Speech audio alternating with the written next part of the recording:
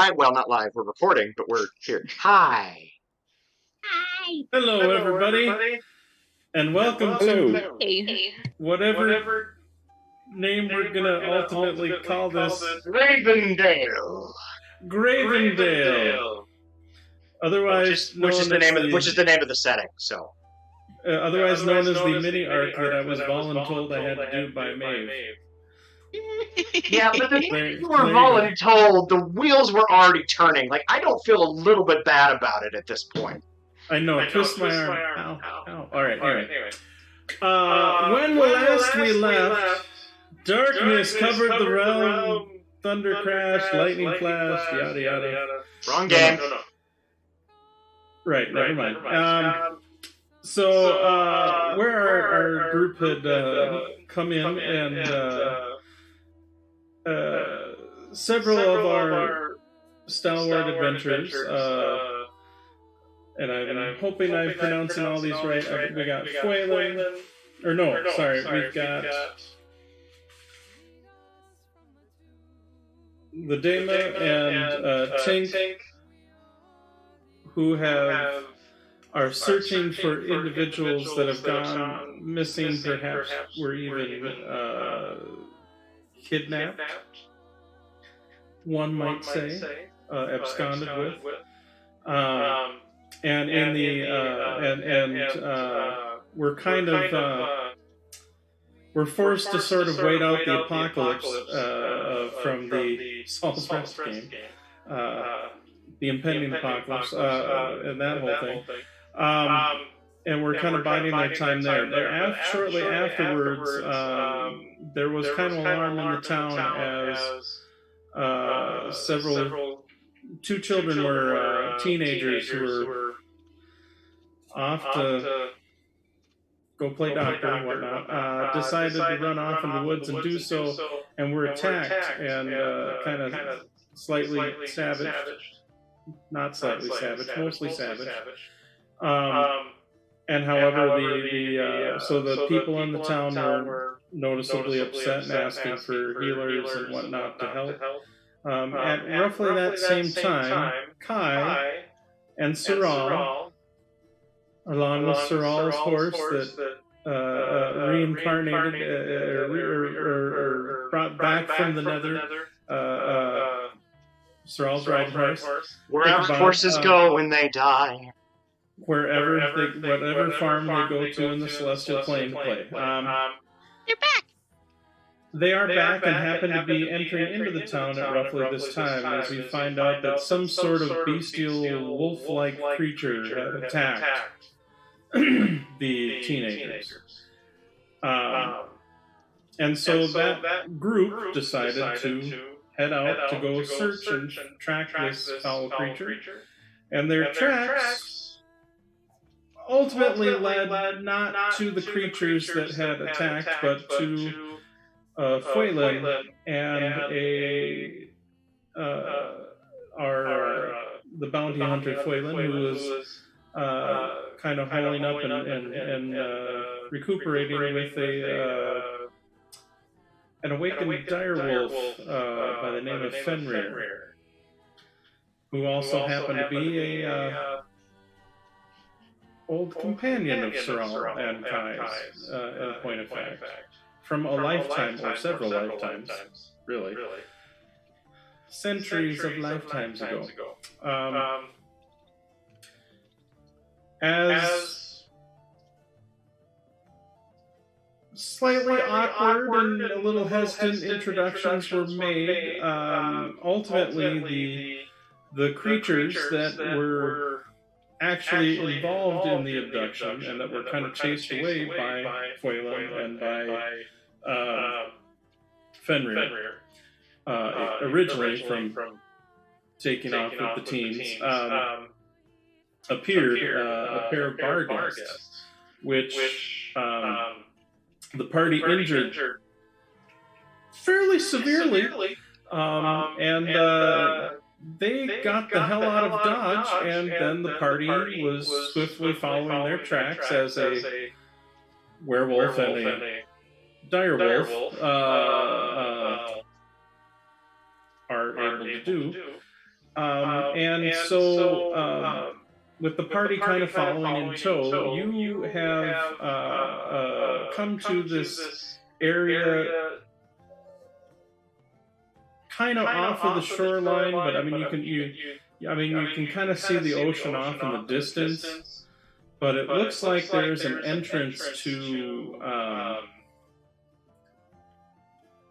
kind of a sculpted cave entrance that is very reminiscent of dwarven craftsmanship. Like this may have been some sort of dwarven outpost way back in the day, but that the trail of these two bar guests leads inside. And so currently you are outside of the kind of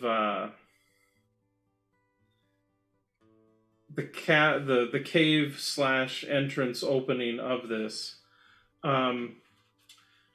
You don't know how. I mean, you were far enough behind the bar guests that you're only kind of following their trail here. You're not like, you don't visibly see the bar guests or anything, but you see that the entrance is here, and so here's the actual like entrance, but I just put tiles out so you could have some place to put stuff. Right now you're kind of off the edge because you're kind of far enough away from the entrance that you don't necessarily have to worry about any stealth checks or anything yet. However, you know this is where they've gone. And so now the question is, what would you all like to do?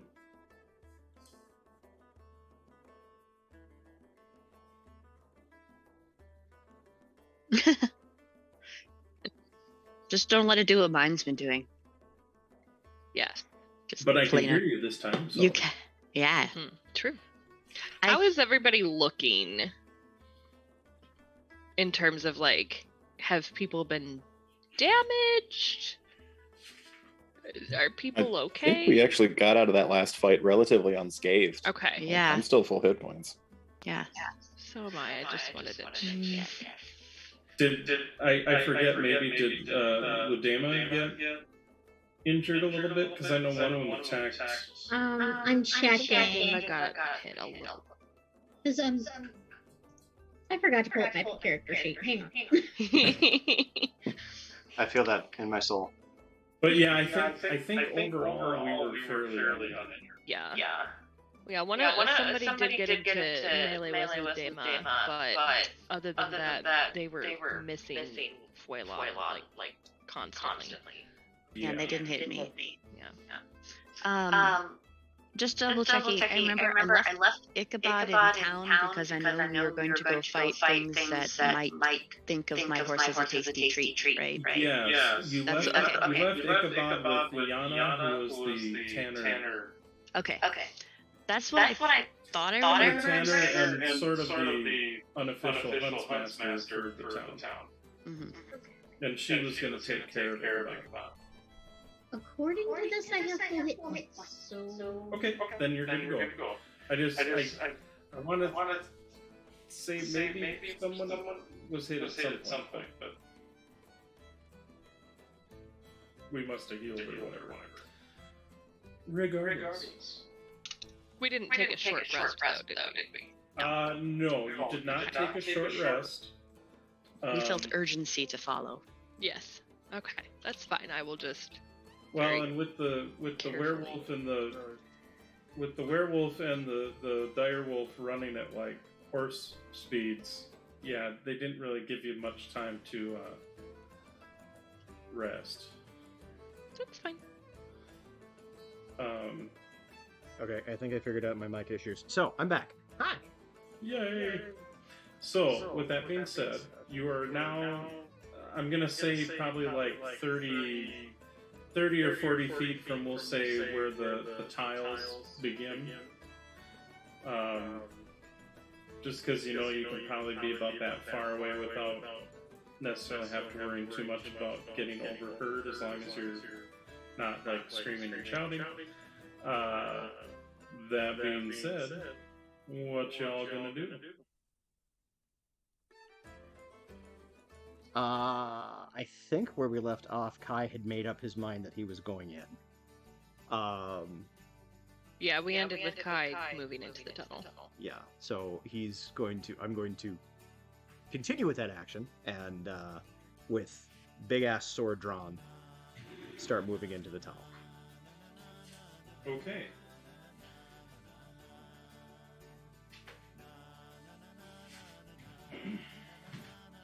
Foylan will follow after. Well,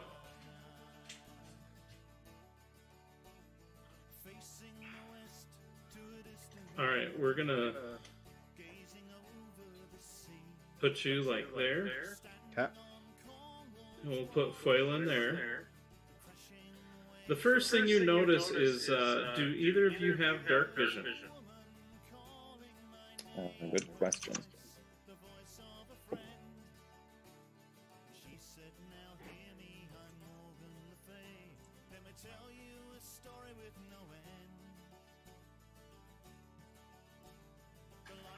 It's been a while since I I've looked at this character.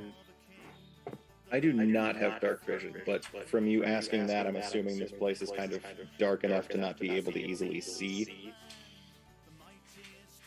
without it. That would be correct. Okay, if that's the case, then Foylan is going to doff his fuck pants, put his stuff in his bag of holding, and shift into wolf form. Okay. Tinkle light a torch.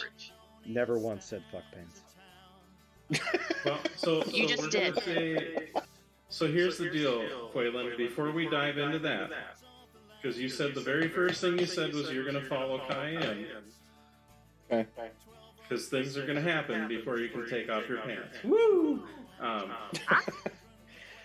right, I'll wait to take them off.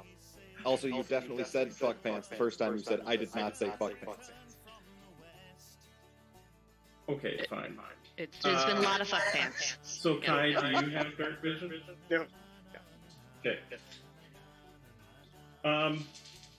As you approach, the surprise round will go off. Since they are effectively hidden, they're going to get to roll with advantage as you see a bunch of arrows start shooting out of the chamber. Does a 17 hit Foylan? No, actually, it does not. Does a 19 hit Foylan? Oh, just barely. Okay, so that will be 5 piercing damage. Okay. And then that roll is like an 11 to hit you, but then I rolled a nat 20, so that'll be 10 more damage to Foylan. Ow. And then the last shot on Foylan misses. Now the shot's on Kai.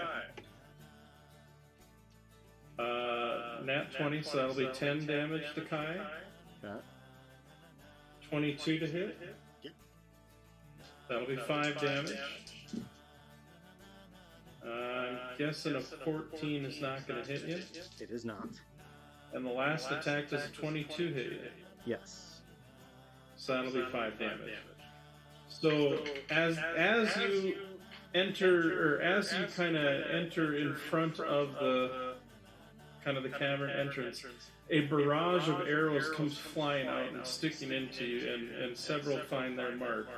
And now we can roll initiative. Ow.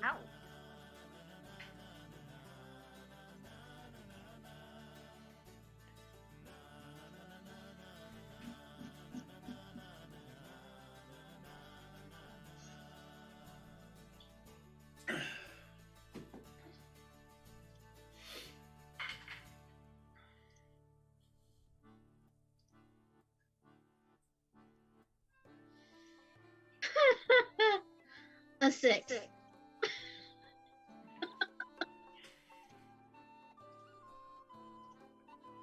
Foylan got a 9 with a +2.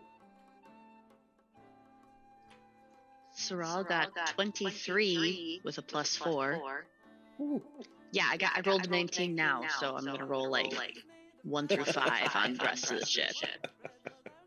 Kai had a 15. Yeah, but you'll get to do that before anybody else. True. Yes. Kai I will fail before everyone else. Kai had a 15 with a +1. Okay. That's 6 with a +2, by the way. Tink has a 15 with a +4. Oh, I gotta pull my other spells. Adam, we Okay. didn't add the other spells, right? I apologize. I'm kind of all over the place right now. Tink, can I get your number one more time? A 15 with a +4 mod. And Sorrel, you were 23? With a +4. Yeah. Yes.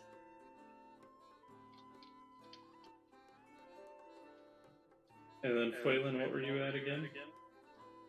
A 9 with a +2. And then Kai? 15 with a +1. 15 with a +1? Correct.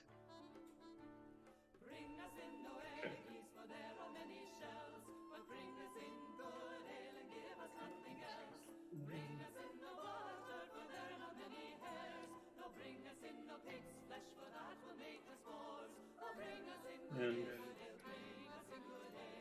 Fenrir is pulling up the rear.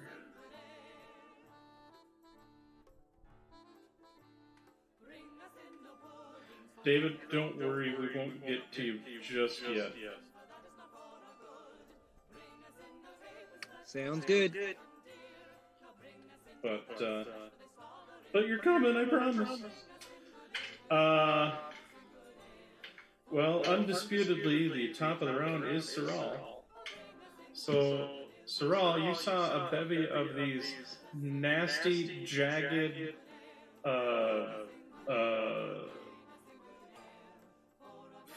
fletched and jagged arrows just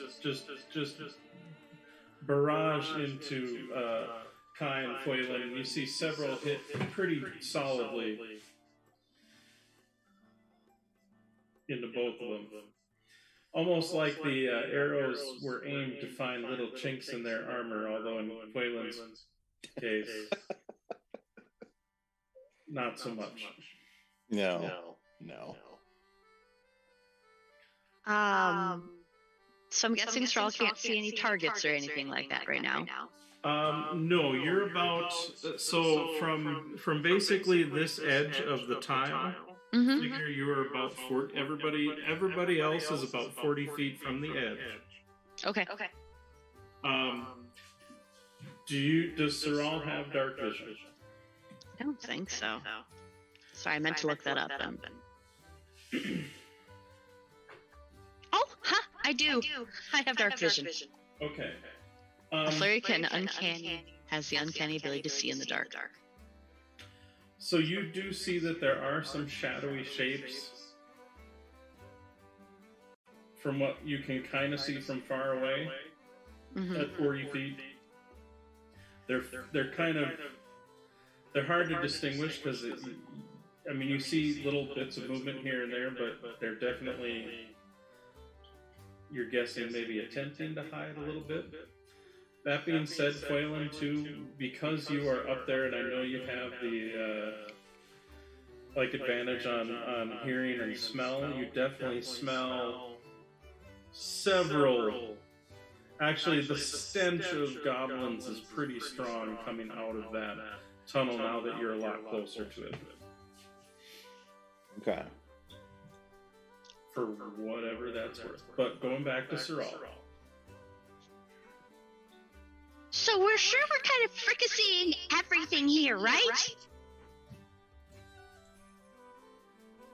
Speaking not of reaction, then Fifth Ed. Yeah, you can speak. I just kind of. At this point.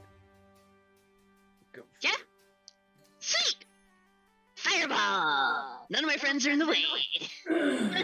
Sweet. Alright, so Ludena, And I don't have to roll to do it, so I'm not going to fuck it up. I'm gonna reveal a bit of the map. Okay. So I'm 40 feet back. As from far that as first the range, tile. you have plenty of range for fireball. Yeah, I'm just trying to figure out the sphere so I don't hit them. So what I would do is like because you have dark vision, you can actually see into the cave to aim into it. perfect. Like you will have line of effect.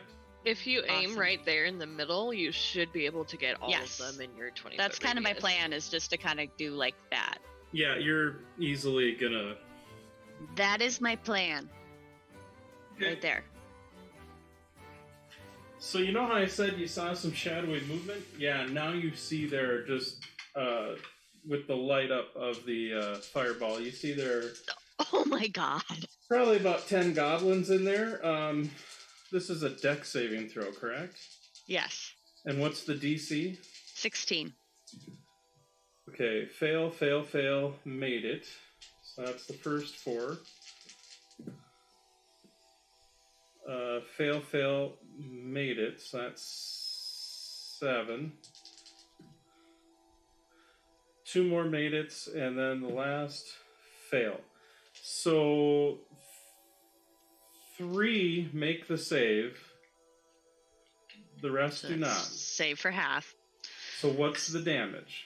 24, because I rolled a bunch of 2s and 1s on my 8 freaking D6s. Yeah, well, even if they saved for half, they are not going to survive. So they are blown to bits. First wave, just. You do see, so for Phelan and Kai, there is this black backblast of heat, just whoosh, as you're like, oh, okay, singeing the eyebrows just a little bit as I gotta say, Yeah. Kai's traveled with Sorrel enough that after he said, no, I think it's okay, he just kind of went like this. and then you kind of you blink the spots out of your eyes just a little bit, and there's just a charred room full of dead goblins. There, you did briefly see before it kind of blinded you a little bit. It looked like a wooden door at the far end, but admittedly, a fireball doesn't technically set things on fire because it's like more of an explosion blast. So then it kind of reduces back to darkness. It ignites flammable objects in the area that were not being worn or carried. Okay, well then the door is on fire. So I guess there is a little bit of a fire. Pink looks over at Thrall, and again, in Thrall's voice, just goes.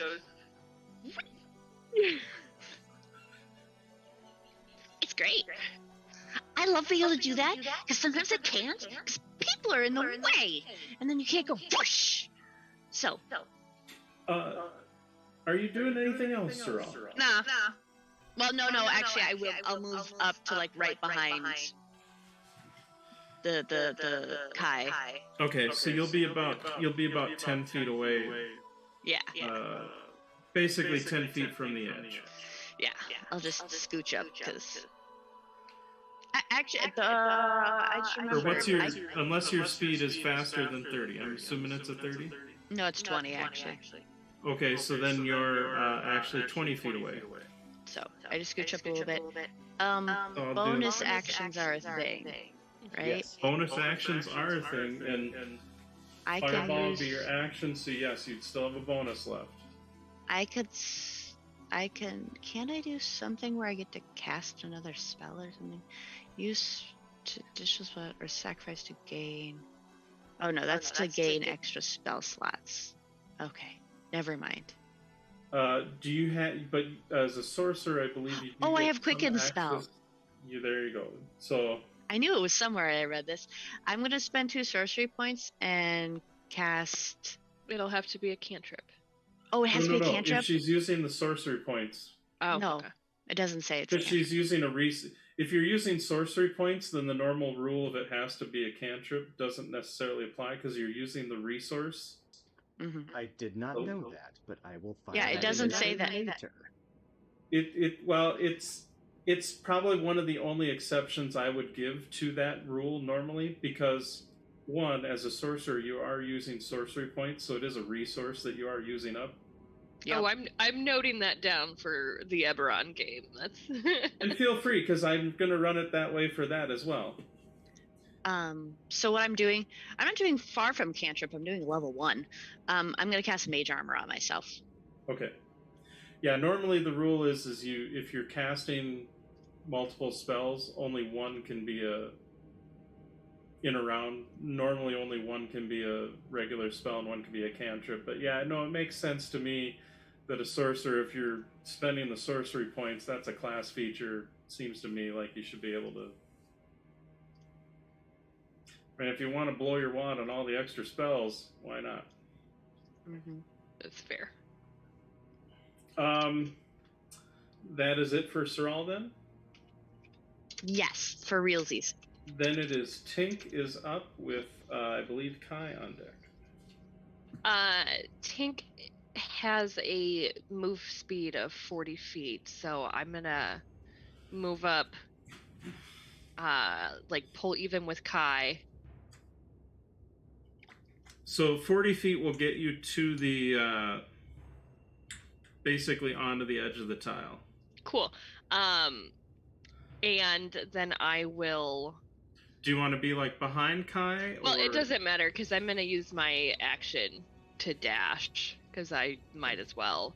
And as I pass by Kai, I'm just going to kind of whisper again in Sorrel's voice, I can still fricassee your ass! And I'm just going to move my other 40 feet. And are you just going to be kind of in the middle, or do you want to... No, I want to kind of hug one of the walls and maybe... I did light a... Like that wall or that wall? Yeah, I'll hug the south wall. I did light a torch before I went in. So I have a torch because I definitely don't have dark vision.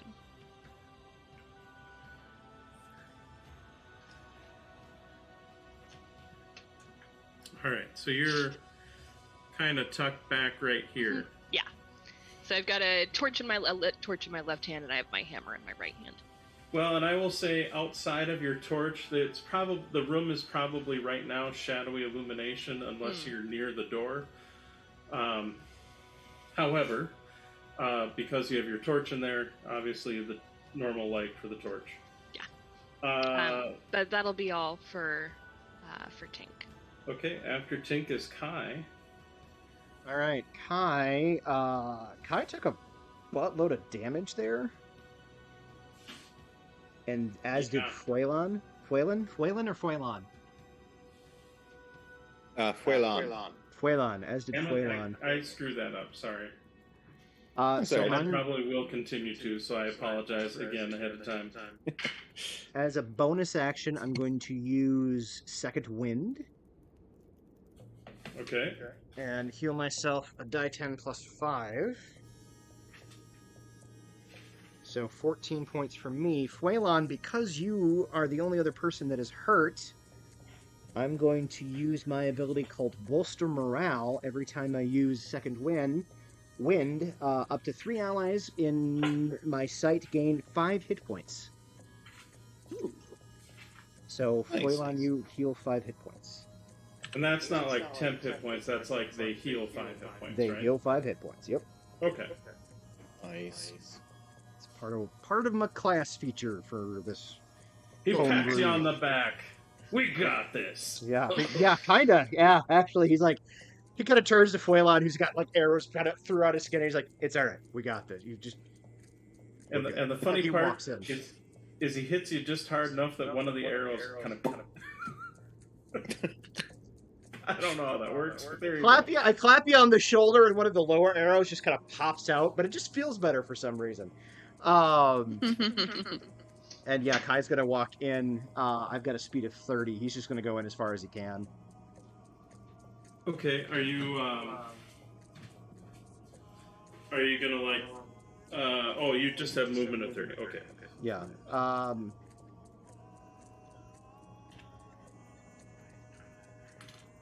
So 30 feet would get you about there. I kind of want to get to the door, so let's dash for another 30. Okay. The second So one you're was going to be not quite to the door, but you're pretty close. Sure. Maybe that last one was a 5-foot step to Kai's right.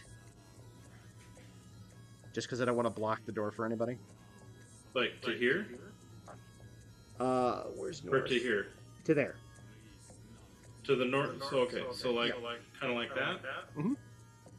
He just doesn't want to block the door for anybody that can get there faster. And that is literally all I can do. All right.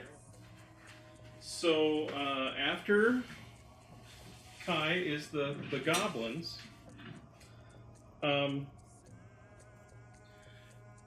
You hear what sounds like an alarm bell ringing deeper into the cavern, because, a fireball tends to make noise. Oh, goody. Whoosh. Ekrus, I would say you can also roll initiative, because you also heard the explosion followed by the ding, ding, ding, ding, ding, ding, ding of alarms. As something crazy is going on. So Ekrus got a 19 total for initiative with a +3 modifier.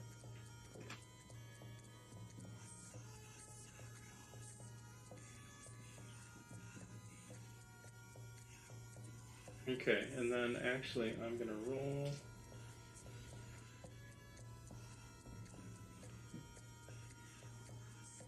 Because now that everyone is getting alerted...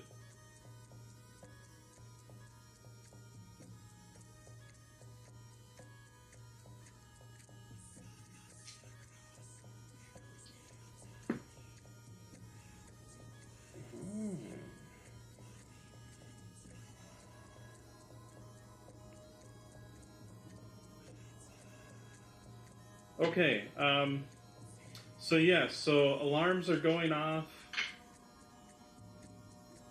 There seems to be movement. You heard Ekrus, pardon me. You did hear remotely that there was some sort of explosion or something that kind of rocked the place, and you saw like some dust, kind of rain down from the shock of it all or whatnot. Fuelin, you are next. All right, and it turns out I actually do have dark vision. It just wasn't showing up in my senses section. Oh, well, that is wunderbar. Yeah, but I'm going to start by moving into the tunnel here, and my movement speed is 45 feet. All right, so 45 will get you to there. All right, and is the kind of doorway ahead of us shut? Then I'm assuming. It is shut. It is also on fire.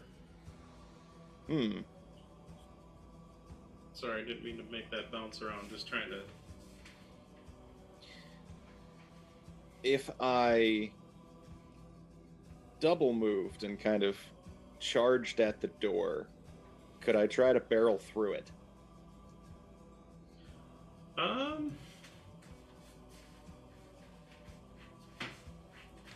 a good question.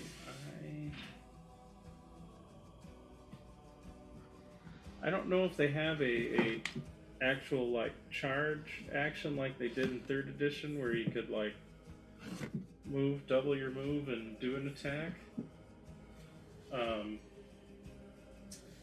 I'm not sure if they do either. I'm guessing there probably aren't rules for it, but there is not a charge.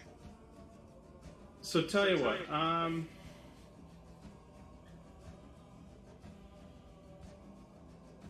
could I double move and throw an athletics check at it to just shoulder through the door? Yeah, I'll go with that. Go ahead and so we'll say we're going to use your action to dash. Okay. And I'd say go ahead and make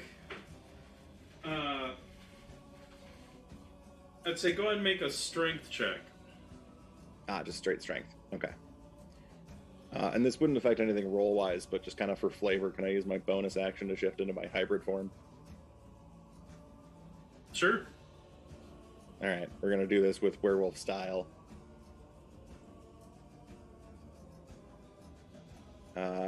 Straight strength check of 13. Okay, so you do hit the door, and you hear it kind of crack a little bit. Like it's definitely, the fireball definitely messed with the integrity, but it's still held. I mean, it's still a thick wooden door. So you kind of you do kind of crash up against it, but it does it still holds. Although you definitely have definitely kind of weakened it in addition to the fire. I will say take 2 fire damage just as you kind of slam up against the door.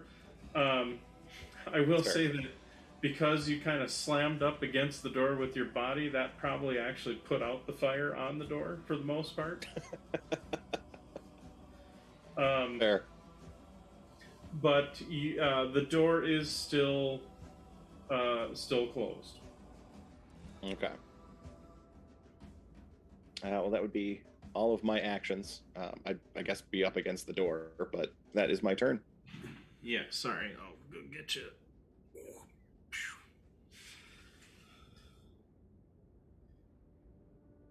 Sorry, I'm making space on my initiative sheet because I realize I clumped stuff together and I hate when that happens. I believe it is Fenrir. Fenrir is, did I miss? No, I missed somebody. It's Ludema before Fenrir. Thank you. Ludema, I apologize, Ludema, what was your initiative again? 6. And that was with a +2. I don't spoil my cat at all. No. I mean, that's what fur babies are for. So then, Ludema, you are next then. Well, Suriel flambéed them all. You know, I was just making a clean path so everyone could come in. I And appreciate then somebody else can go frixie of them. I appreciate it, but at the same time, I kind of want to throw a fireball too. It's okay. We'll share. Awesome. I have no healing capabilities because that's not the kind of bard I am. I have dark vision, so. Well, and right now, because Tink has a torch out, it's pretty well lit. But you can definitely see the charcoal. The charcoal briquettes that were goblins. And did we hear Ekris's impact into the door? If you said you do have dark vision, so yeah, you saw it. It was Fuelon running into the door. Or Fuelon, yeah. Oh, it was Spoiline, sorry. I know, we're all still getting used to our characters' names. This is only our second game. It's all good. Still, sorry. I'm tripping it up, and I know I will still. Oh, what?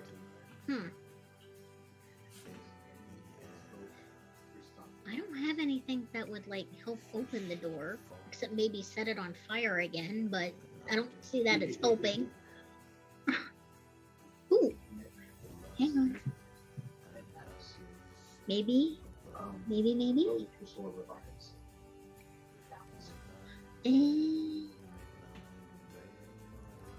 I'm thinking maybe I can do chill touch on the door, and the temperature shock might break it. Okay. So for that, what's the range on that? Is that touch? Range is 120 feet. Oh, never mind then. Yeah, you can do damage to the door, absolutely. Okay. Should I roll for that, or is it just inanimate? Yeah, go ahead and roll your damage. Oh,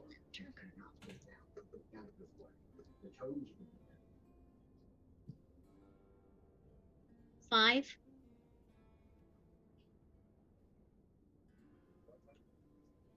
And it's necrotic damage too. I forgot about that. And it's what? Necrotic damage too. Okay. I mean, it's not really like... It's not really helpful. I forgot that it's a... Oh, no. I mean, it is helpful. I mean, wood... I mean, it does start... I mean, wood's not immune to necrotic damage. So you do see it start to kind of crumple a little bit more. I mean, it's still... Like, the bones of it are still holding it up, but it's... I mean, the door's looking pretty savaged. As far as that goes. Okay. That was a cantrip, so I could still move. Yeah, you still have your... Yeah, if that was an action, you still have movement. I would want to go up next to... So just as a reminder, you're about 40 feet away from this, from like the edge of the... Basically where the first tile is. Yeah. What's your speed? 30. Okay. So if you want, you'll be about 10 feet off the edge if you want to get closer. Yeah, that'll work. Okay. Because I don't want to be too far in. Alrighty. I'm just going to set you over here because I'm kind of using this distance to sort of keep it all organized. Is that it for the demo? Yes. All right. So at the bottom of the round, Fenrir will move up.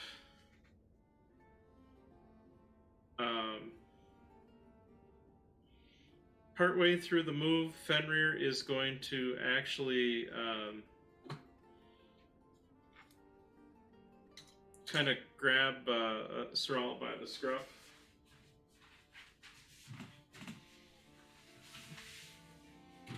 And bring her along, because you're small and easy to do that with. Feels we're all just used to get used to the wolf-like characters picking her up this campaign. Well, you know. Seems to be a pattern. Yep. You make the fire. Fenrir respects that. That'll bring us to the top of the round, then, which is Sorrel. Oh, it's me. So there is a light inside that area, so you do see that there are, thanks to Tink, so you see that there, you know, you can mostly see what you're seeing. I think the torch is... I mean, the torch is 20 feet of normal illumination and then like 20 feet of kind of shadowy illumination, so it's pretty much covers the room. You see there is a door that is beat to all heck right here that... But I can't... I'm back at the entrance, right? He just picked me up and moved me like last. Yeah, you're effectively in the same square as Fenrir right now. Okay. I mean, Fenrir doesn't like continue to hold on to you. Once you're up at the cave, he lets go of you. Okay. Oof.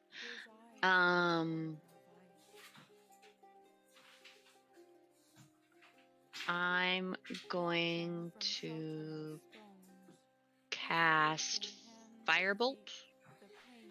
Okay. At the door to, I guess we're breaking it down. I don't know if anybody's tried turning the knob, but, you know. Actually, has anyone tried turning the knob?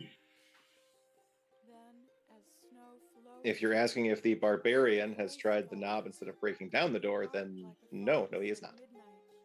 Honey, doors have knobs. I feel you have to emphasize that with the werewolf barbarian. Good point. There is, I will say this much, there's not a knob like a modern door. But there's like got to be a. But there is like a mechanism. metal handle that maybe has a little maybe a push button on it. Because like the door is like a sturdy wood door with kind of the metal, you know, the what you typically think of for your medieval doors. Yeah, they probably braced it and barred it, but you know, we could just try opening the door. And with that, Saral lets loose a firebolt to apparently continue trying to damage it because she can't possibly get up to the door in this round. Go ahead try and to just open roll it. your damage. Well, technically, I suppose it's not moving. Yeah, you can't. I didn't roll a 1. There you go. I'll make sure I didn't roll a 1, because if I roll a 1, who knows where the fuck I shot. Oh my god. Nope, we gotta get real dice, because I just, on 2d10, rolled a 5. Total. A 1 and a 4. Okay. But 5 more damage on the door. The door is kind of on fire again. It's looking really beat up. Like, I mean... Yeah. Checking something real quick. Because I still really don't understand some 5th ed stuff.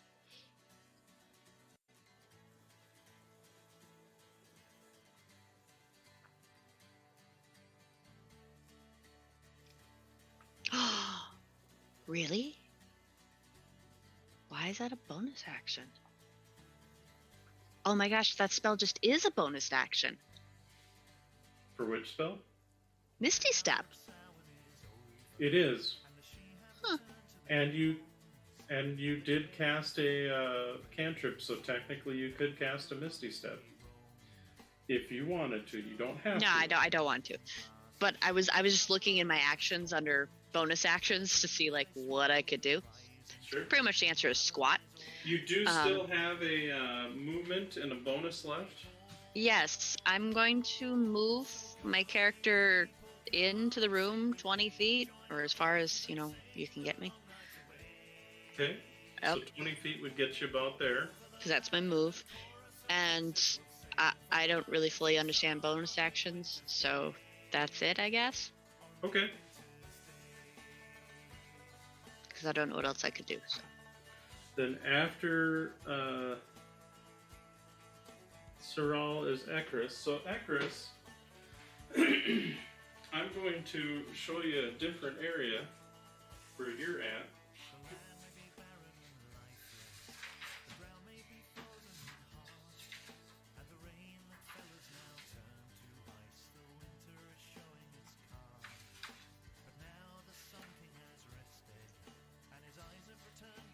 And of course, some of the stuff fell over because that's a thing.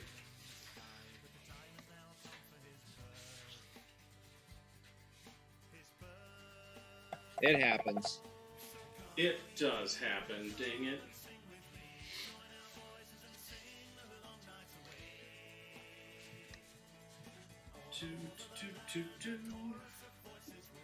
We're gonna put you over here, hey. Alright, so.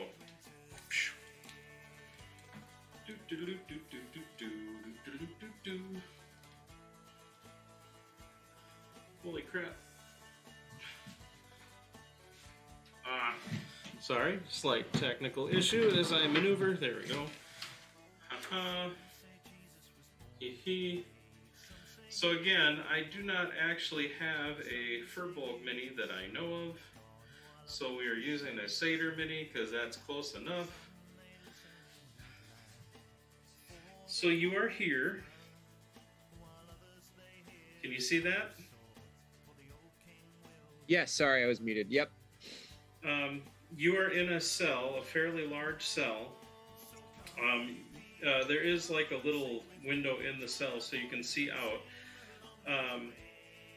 You do see that there are other cells where other people are at. Over here and some doors over here. There are some critters that are, and then there is a door kind of on the far end here. I can't see the far. I can't see the far end. Is that all right? Oh, that's fine. There's kind of several pillars along with 3 or 4 goblins, a bugbear, and one of these Barghest creatures. Oh, okay. That are kind of guarding the area.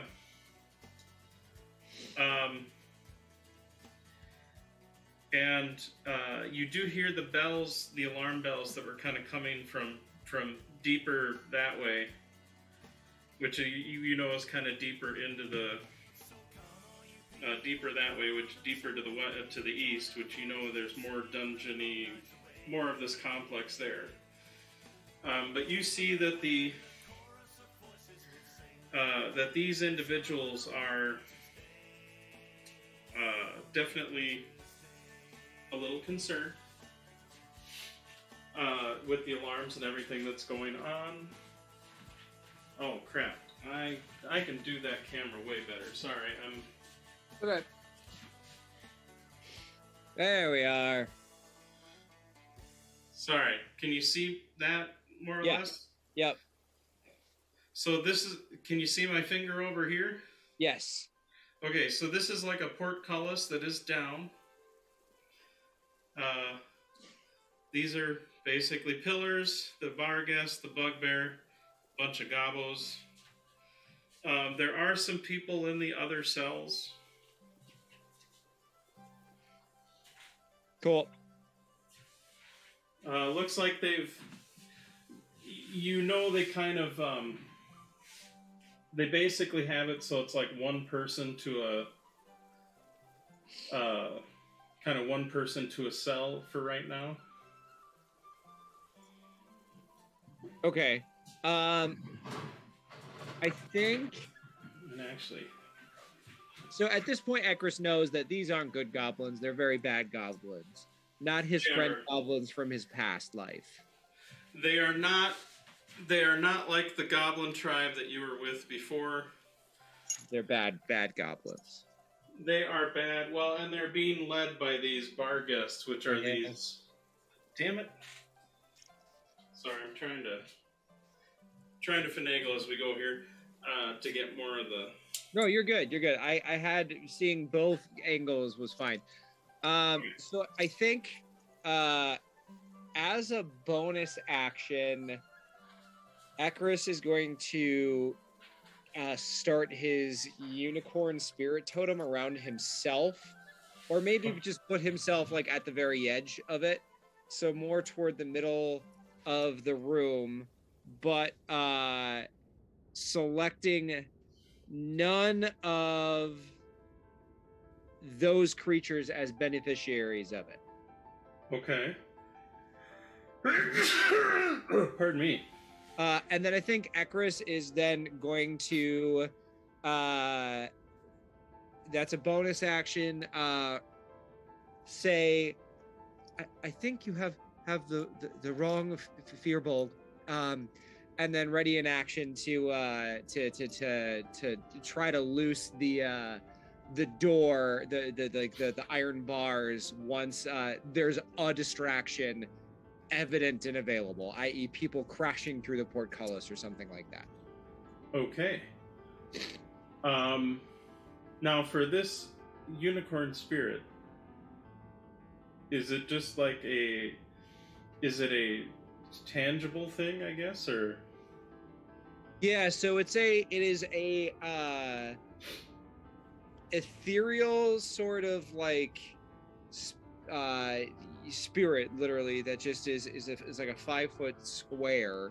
It's translucent, nothing passes through, everything can pass through it rather, but it is visible, and it just kind of like sits there, I guess, looking regal and majestic. I'd like to have it like prance around like gaily, but it doesn't actually do anything except for like in that little square. And like they can't interact with it necessarily. They can't interact with it. Yeah. Any sort of physical attack like whiffs through it. Yeah. You've got a translucent spectral unicorn doing full dressage in the middle of this dungeon, just for clarity. Correct. Yeah. Okay, I just I wanted to make sure cannot that was what was understate happening. how much I love that. Right? I love Good that. old-fashioned prancer-sizing. Yeah. That's just quite lovely. That's amazing, and I love it.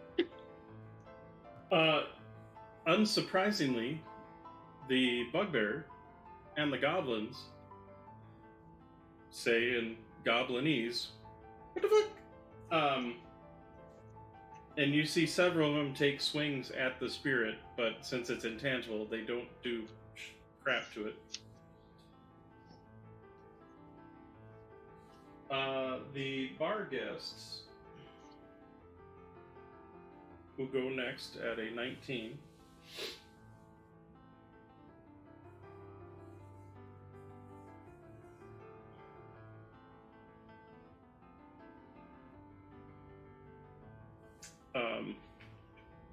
We'll try to make an Arcana roll. They might have seen something like this before, but yeah, I only got a 10, so nope, not so much. They are also going to, I mean, they're smarter than the goblins, but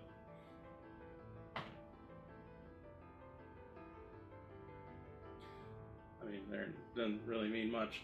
And so you see the bar guest also starts taking a swing or two, a test swing or two at the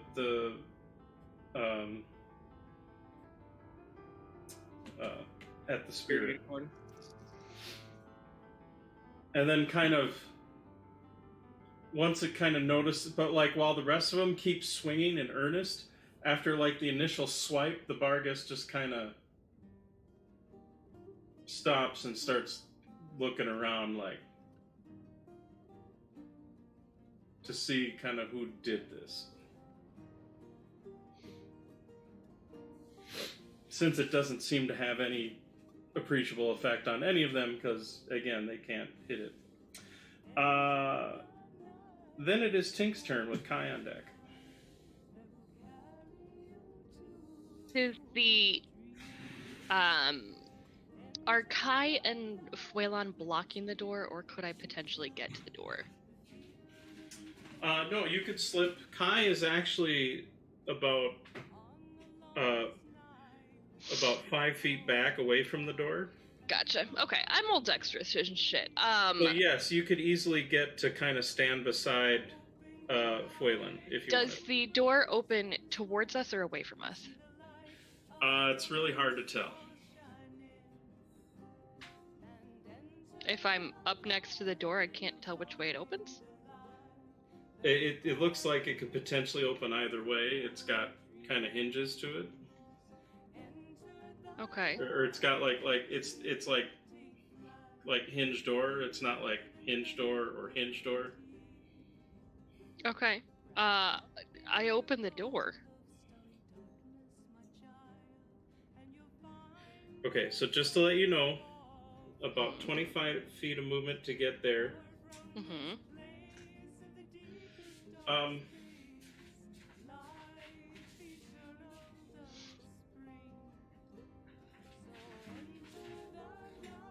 The door,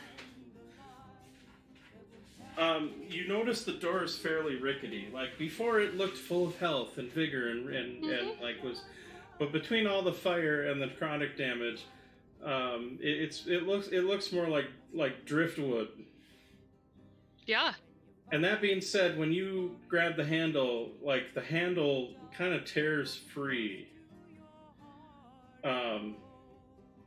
However, the door itself seems like it is still barred, so it is technically still closed. But it's like the door's on its last legs, aka it doesn't have many hit points left. Cool. I will kick it until it opens.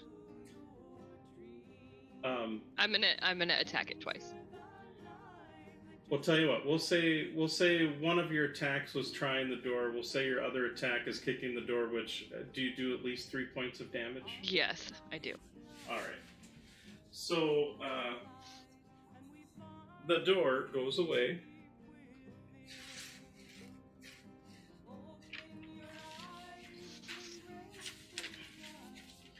I'm just going to take it out of there for now because it really doesn't matter. You see there's about a 20-foot hallway, and then it opens up into a bigger room. You do see that there is a goblin here that kind of screeches out. Looks like the room sort of extends that way from what you can see. And there is another... you see a little bit of a door right there. And I realize I was saying that the camera's not on it, so that means absolutely squat. It's true. I was going to be patient. And I appreciate your patience.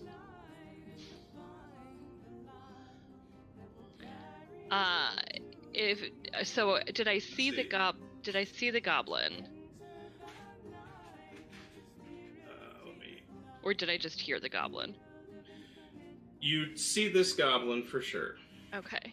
And you only use about 25 feet of movement to get where you're at. Okay, but is 15 feet gonna get me to melee with him? No, 15 feet will get you about to where my finger is. Okay. I will move to there. Okay. And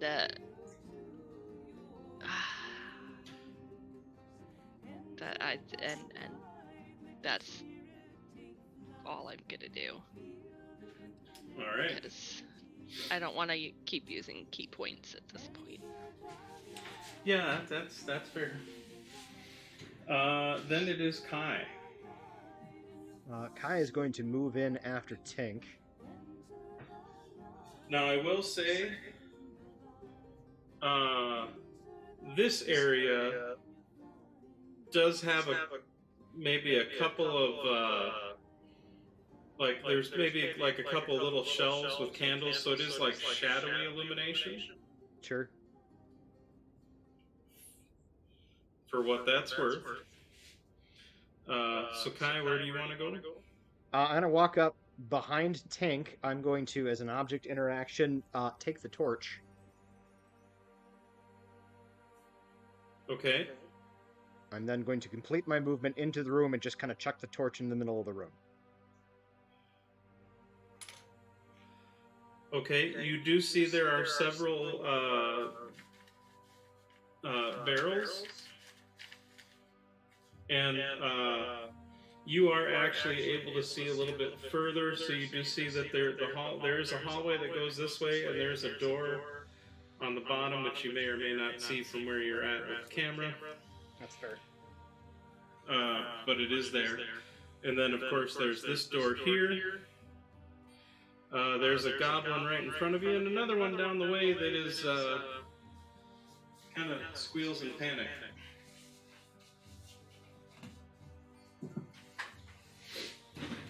They both do, because you're a big motherfucker. Is the goblin that's directly in front of me, is he within melee from me? If you wanted to.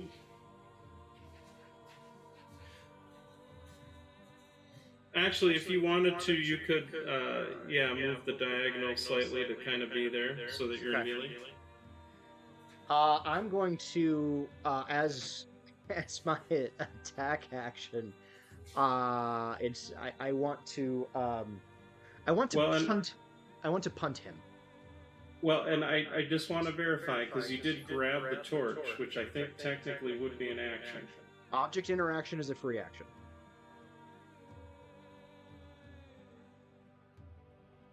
All right.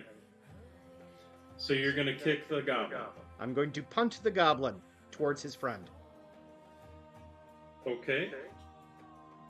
Go ahead and make it. I'm less worried about hurting him and more worried about distance. So I'm happy to roll an attack, but that's yes, my focus please is go more. ahead and roll your attack roll. Yeah.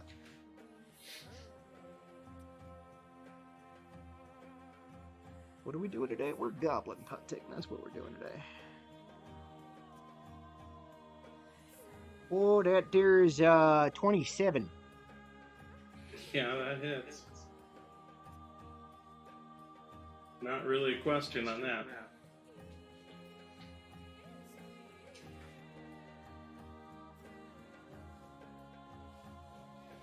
And now, so let's damage. see. If you want damage, that'd be a 6 for an unarmed strike. Okay, And- you kick the goblin, Okay. and the goblin kind of crumples down a little bit to one knee for a moment and looks up at you with this, which is goblin for why? Because you just like kicked it in the jimmy, destroying its goblin jimmy, so it will no longer have goblin babies. I can relate. Right in the goblin hob. Right in the goblin Right in hob. the goblin hob. But the goblin is still up. I've got your gob gob. Do you want to know the little bit of irony on that? What is a little bit of irony on that? 1 hit point left. Of course it is. That's funny. That's funny. I mean, I've got another attack, but it's like kicking a puppy at this point. He kind of just leans way down, very quietly, in common. He doesn't speak Goblin. You should run.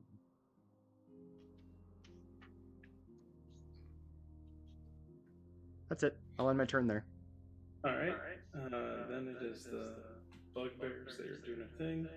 So then it is the goblins.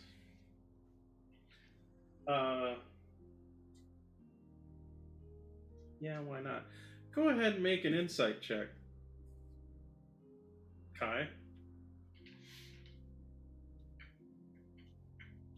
Okay.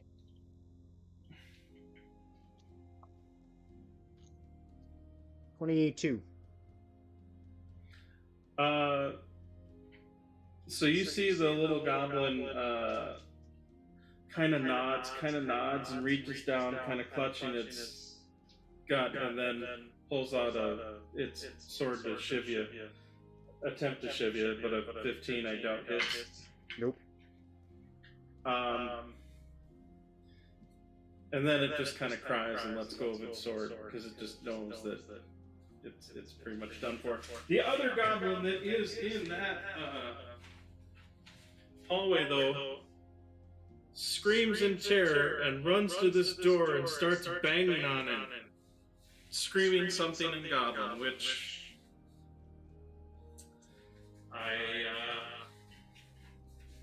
you said you don't speak Goblin, so you have no idea what they're saying.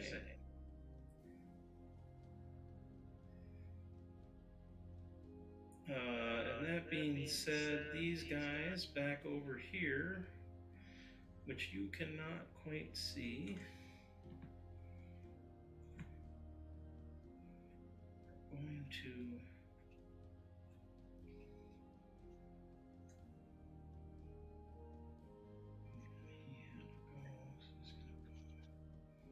and we'll go there.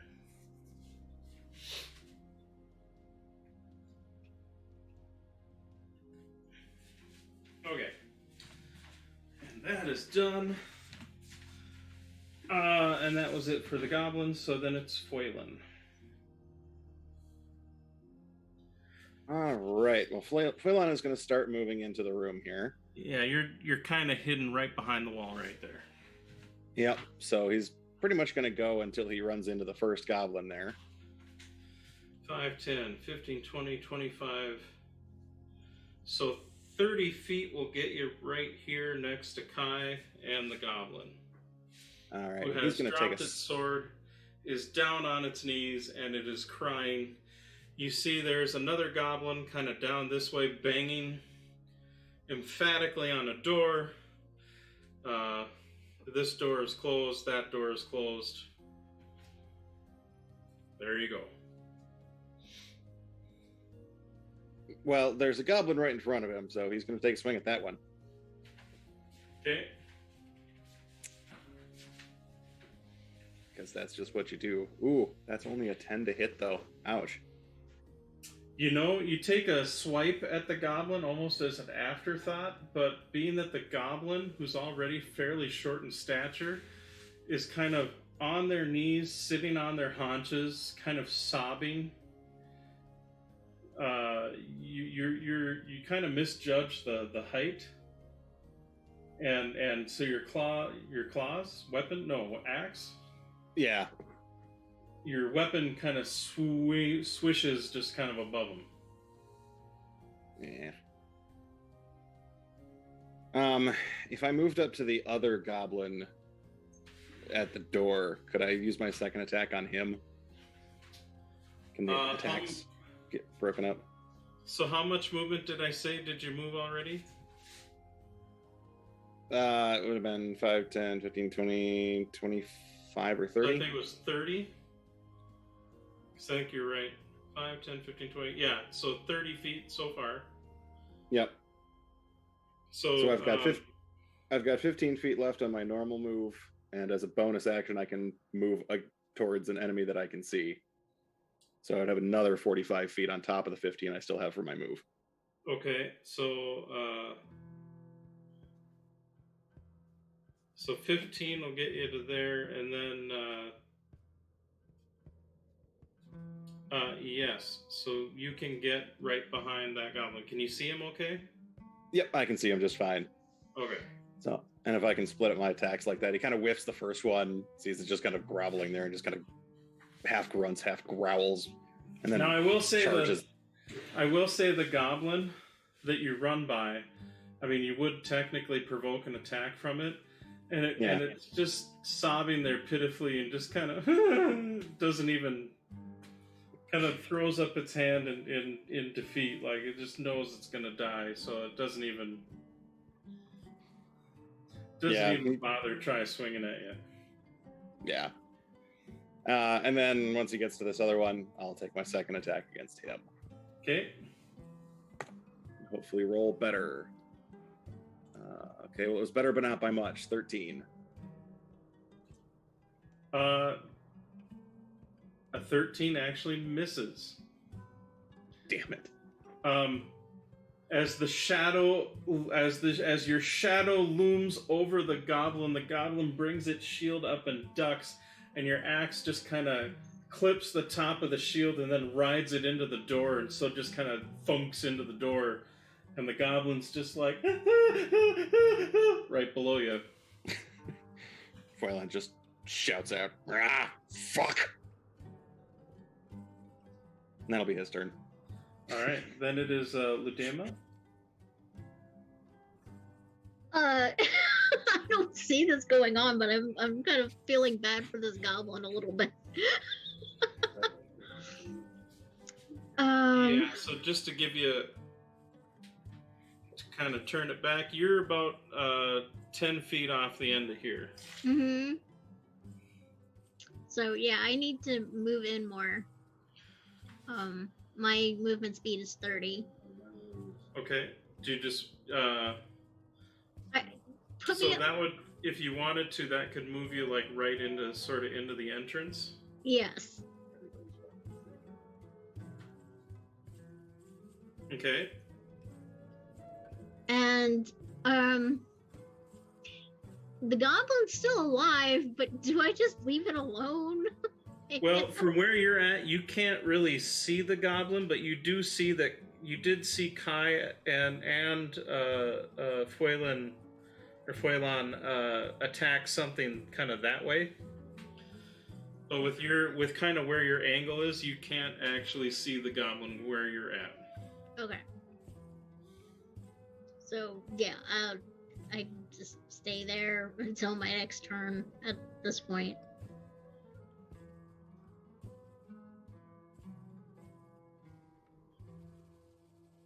Yeah, Adam, I think you're off of mute.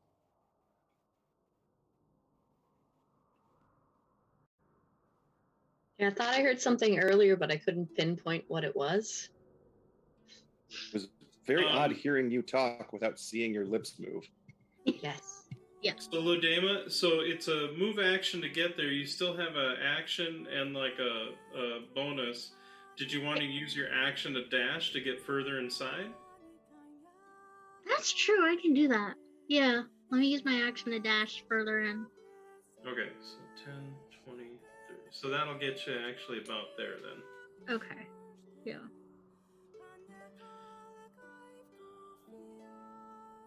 And that'll do it for my turn. Okay, and then Fenrir. So 15.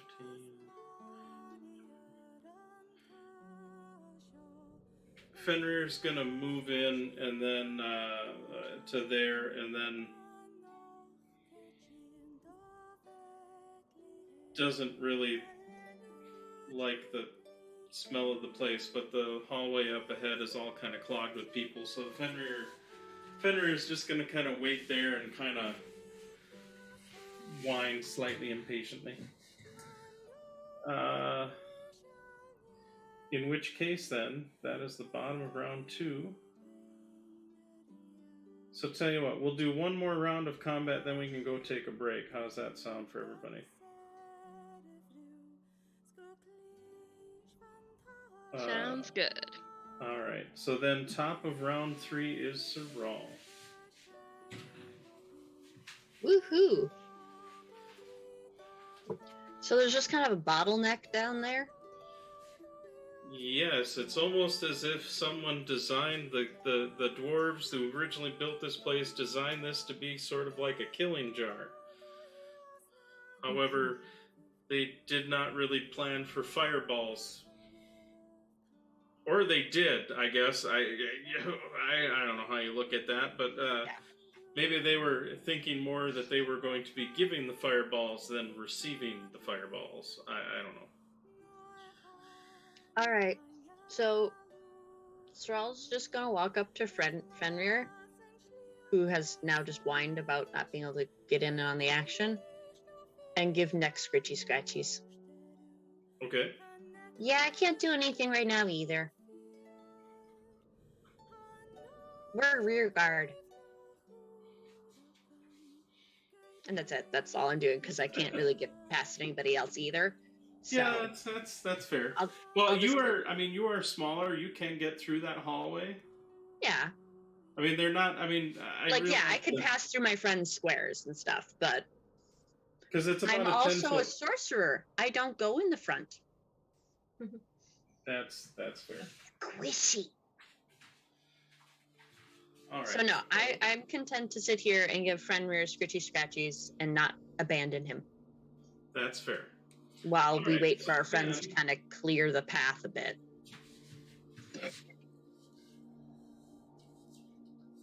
Coming back to this. It's like eventually they're going to move forward. So, eventually we'll shimmy on in. So back to Ekris. So Ekris, you see the goblins are kind of taking position behind the pillars. The Barghest that kind of yelled at him to get him ready to ambush something should it occur. You see the bugbear is also kind of getting into ambush spots. That's kind of what they did for their last turn. What would you like to do?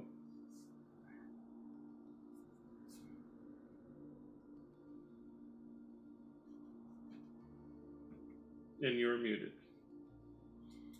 Yeah, I was looking over my character sheet, seeing what I can do without any armor. Getting out of the cell seems like a bad idea, considering I have no armor and I'm alone, and there's a lot of things that could probably kill me. So I think Ekris is probably just going to continue holding his action until that event happens. That seems to be the wisest strategy. Okay. Wow. There was a little echo there all of a sudden. Was, all right, yeah. So you're kind of readying your action to... So I guess if you're readying your action, what are you readying your action to do? Because you do have to kind of say... Yeah. So I think I'm assuming that whoever comes in... I can't make any assumptions. So it's going to be to try to escape like kind of to jostle the bolts, or like ready to like rip the thing out? How substantial are these bars? Are they like iron? Are they wood? What are we doing?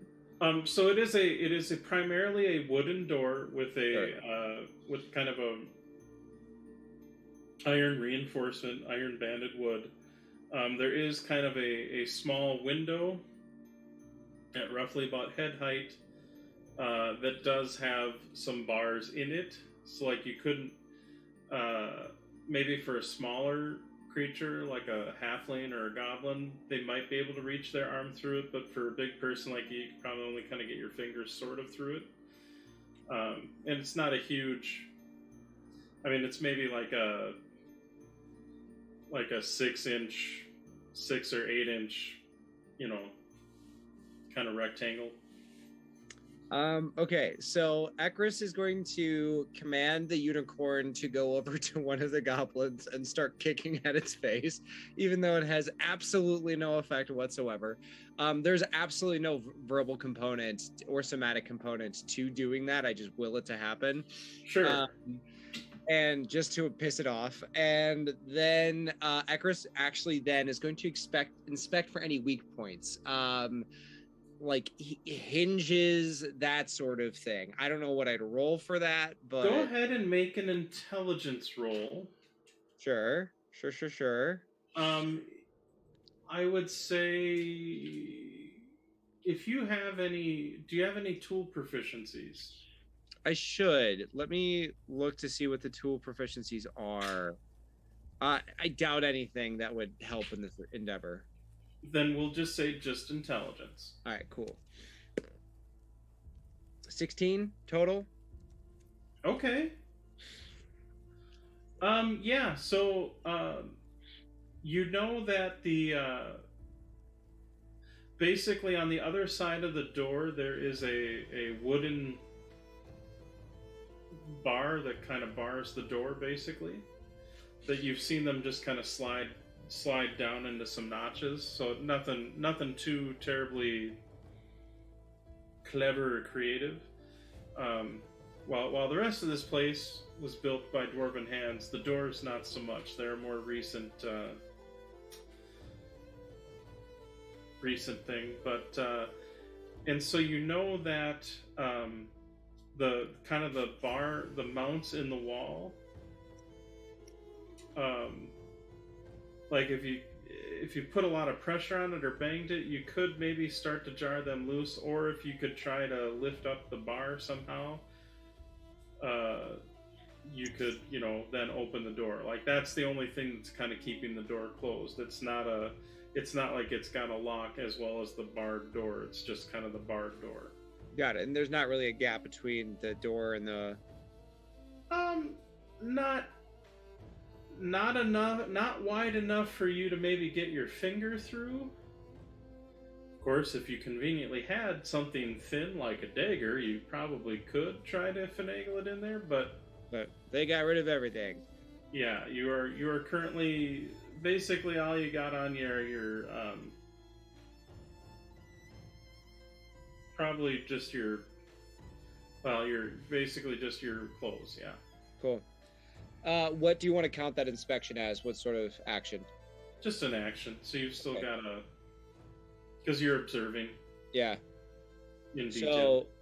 So okay, yeah. Then I guess I can't hold an action, but that does inform me for my next turn. So sounds good. All right. The bar guest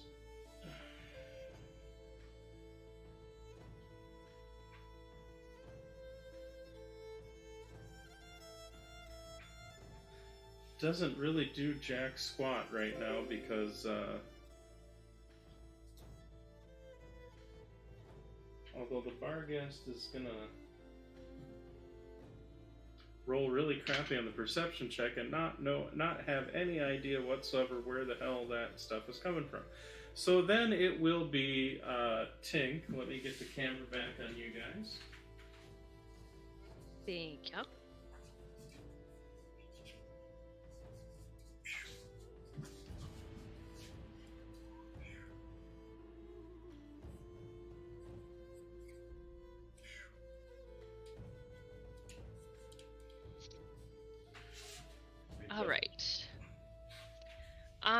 going to come So you- around. Yeah, I'll use all 40 of my movement to come around the corner and just. I'm ignoring the weeping goblin. Okay. Uh, Are you going this way? yes, I have 40 feet of movement. So 40 feet can get you to like right here. Can you see Cool. that? Yes, I can see that. Am I within 20 feet of the goblin banging on the door? Easily. Excellent. I will throw my hammer at him. Okay.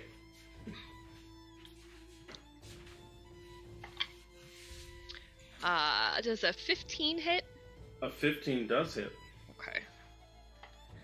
God, the shitty dice rolls. 7 points of damage on the first. My hammer, if you recall, does have the returning property, so it comes back to me, and I throw it again. So here's what you see. So you see Fuelin's axe kind of dug into the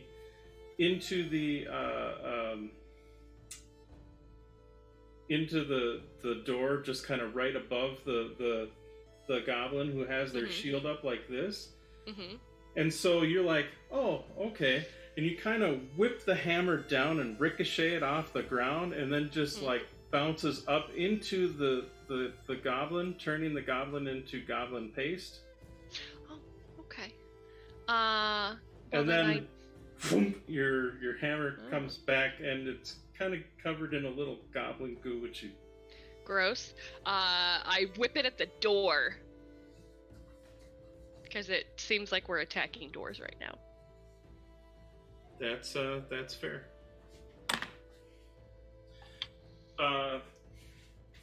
Go ahead and, I did not roll an at one.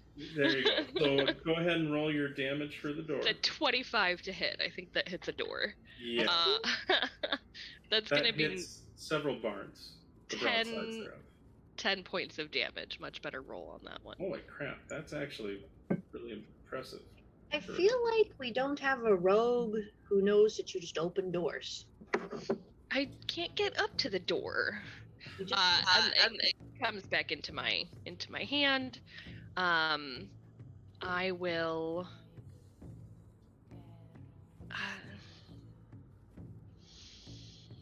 I don't want to.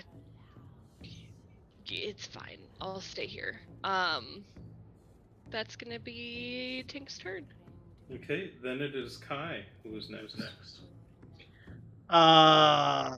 Kai is going to render this weeping goblin unconscious. Is there? Can I do that with it non-lethal? Is that a choice I can make?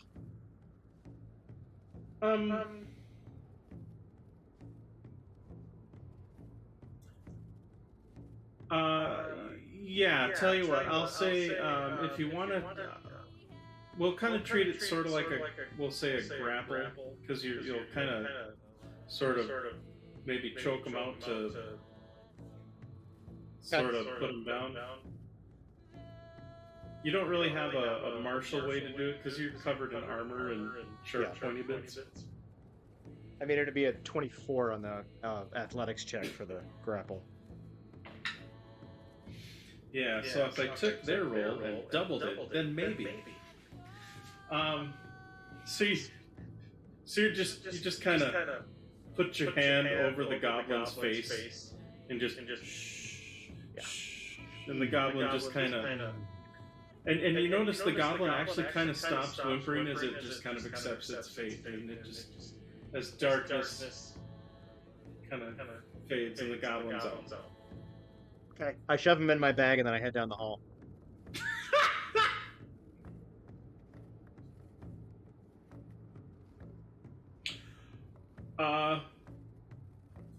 Okay. Okay. That. What? Now is this like a bag of? This is just a regular. It's just a bag. I'm just fucking huge, and my bag is to match. So I just kind of shove the, toddler-sized goblin into the bag, and I head down the hall. All right. So we'll see that? Probably. 20 feet will get you behind Tink. Did you want to go further than that?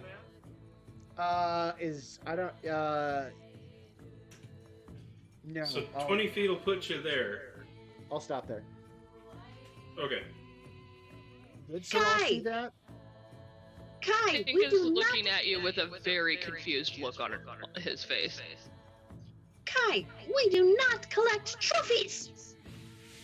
He's not dead. I want to have a conversation with him when he wakes up. Good lord. So you put him in your big ass pocket? What? How else do you want me to take him with us? I mean, to be fair, the goblin is taking up the majority of the space inside effectively is just a hempen sack. So yeah. He's fine. He'll take a nap. We'll have a conversation. It'll be fine. You don't even speak Goblin. Yeah, but I think he speaks common. One would hope. That is the end of my turn. I just look at Fenrir like, what do I do? And keep scratching his ear. I know it's not my turn, but that's just my reaction to the conversation.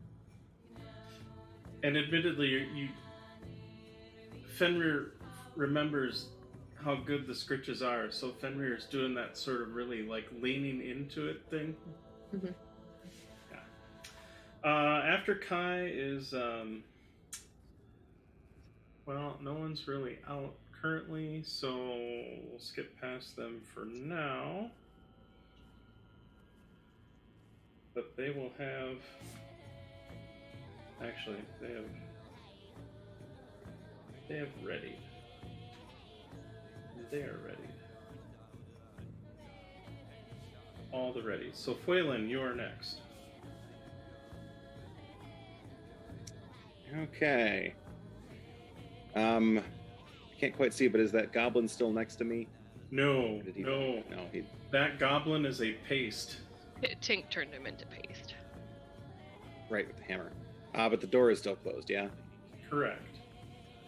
Although Okay. Tink did manage to bash into it with the hammer and did a good chunk of damage to it. I mean, like, the door's still holding, of course, but, like, messed it up pretty good.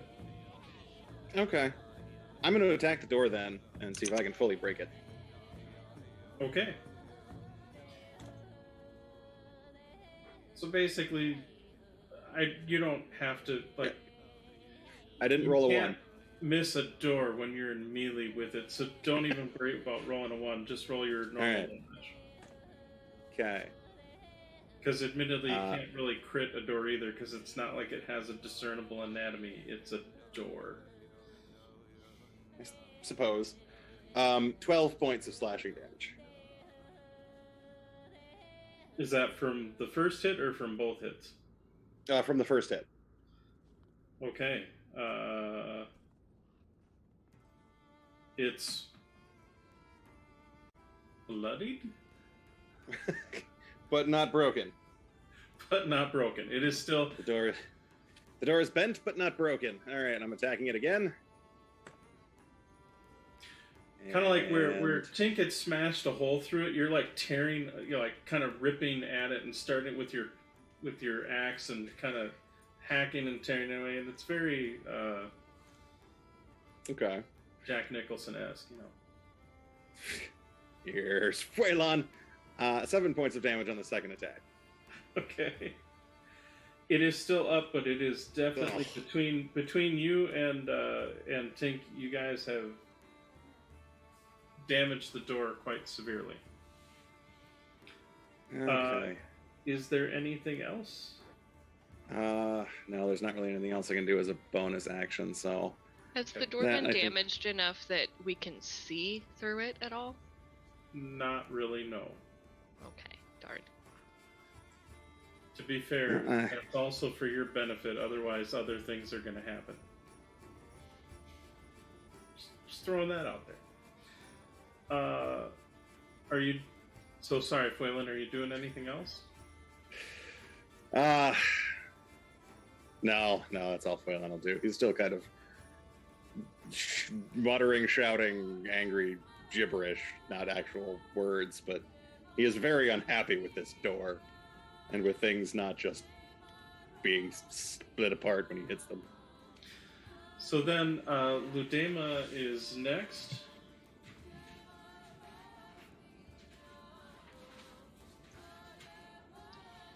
Okay. Yeah, get me up closer. Like that's basically gonna be my path. This, and use a bonus action to dash. Okay, and you're moving up behind them then? Yes. Okay. So if you dashed and moved, that would get you to about there. Now, you can dash as a bonus? I does did that last add to time. your It action? says it. Hang on. I don't know for your class, that's what I'm asking. Okay, hang on. Here's actions. Because I honestly don't know. Hang on. I think you have to dash as an action, Maeve. Well, but Oh, her- I can her bard I can college- expend the use of a bardic inspiration to take the dash. Oh, okay. So, yeah, I could only do that one time. Well, and you don't have to do that. I mean, you can just use your action to dash. I just don't. Again, I don't know all the class abilities with your particular college because your college is different and cool. Let me see. Actions. I can put this down. I can dash as my action. Okay. So that'll get you to there.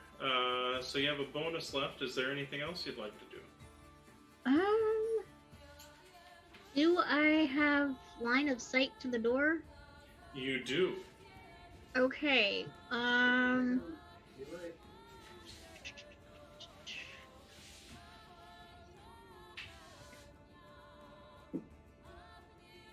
How? Oh, wait a minute. How close is everybody else to the door? Fuelin's right in front of it, smashing at it with his axe. Okay, so no, because I don't want to flambe fate with Fuelin. I was gonna cast a firebolt at it.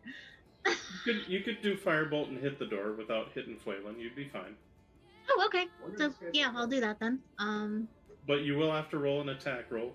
Oh, okay. Basically, don't roll a 1. Let's see. Because I'll say if you roll a 1, then you'll hit Fuelin. But otherwise, I rolled a 19. you're fine. Go ahead and roll your fire damage.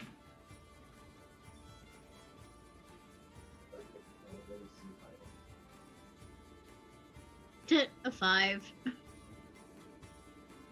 Unfortunately, not enough to take down the door completely, but now the door is burning and on fire, and it is not looking very... Okay. Oh, I see. Much like you guys did to the other door. It is, I don't know, rethinking its life choices? I don't know if that's a thing. I want to be a door anymore. Is that it for you then, Ludema? Yes. Alright, so then It was action and bonus action. Fenrir's at the bottom, and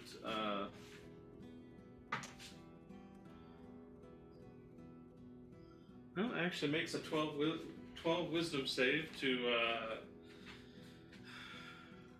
ignore the scritches enough to grab. He'll grab Saral again, and then 15, 20, 30, 35, 40. Yeah, well, we knew it wasn't gonna last, right? We know he's there. There we go. And then drop Saral kind of right in front of him. So that is the bottom of round 3. So it is roughly a little less than 2 hours in, but we're kind of at that midway point that I think this might be a good spot to take a quick break. Sounds good. 10 minutes? So we'll take a break, and we'll see you all back in a little bit. Let us know when you... Sounds good. We'll be back shortly. Woohoo! Those watching, it'll be about 10 minutes. Or you...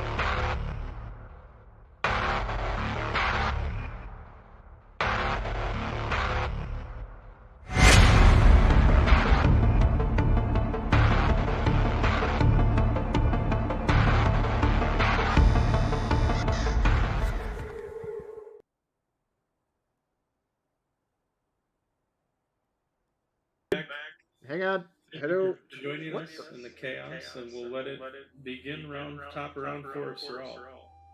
Oh, it's me. Yes. Right. So there is a door. Better spot now, right? Yeah, so you are kind of dropped off right in front here. Now there is a door that is shut here, and you notice the rest of the crew has kind of gone that way to the south to literally bang on some doors. There's a door down there. So There's a door to the north as well. no, I to can't the tell what there's a door your to the hands are. west and a door to the south. Oh, have we done anything to the door to the west? Not a darn thing. Okay. Do we care about this door? I try to open it. I walk over and just like open it like you open a door. Without beating the shit out of it. I'm probably gonna set up a trap or some shit, but you know. So just to let you know, it's about 15 feet to get there. Okay. And the door, when you try to open it, it does appear to be you're guessing it's barred, much similar to the doors that you've come across so far. So like probably from the other side it has like I'm just seeing if I have to see something.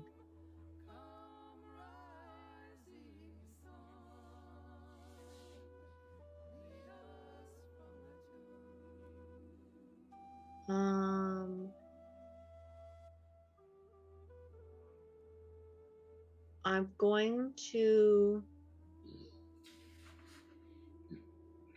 It doesn't say I have to see what I'm doing, so I am gonna effectively assume that there's a pretty good chance this won't work because I'm kind of blindly grabbing.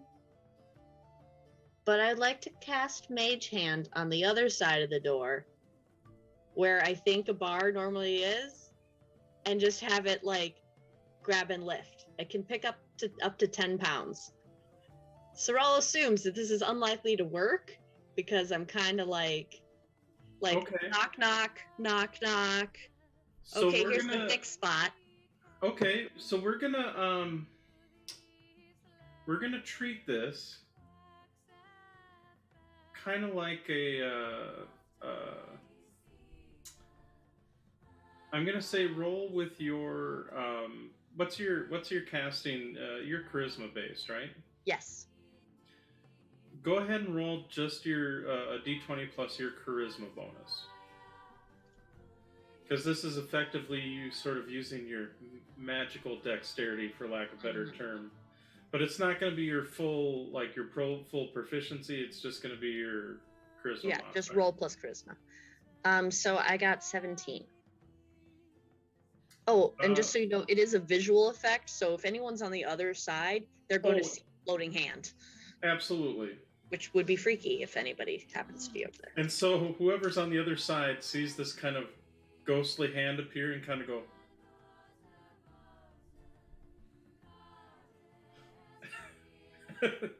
And you, sure enough, you hear a little clink as the board that you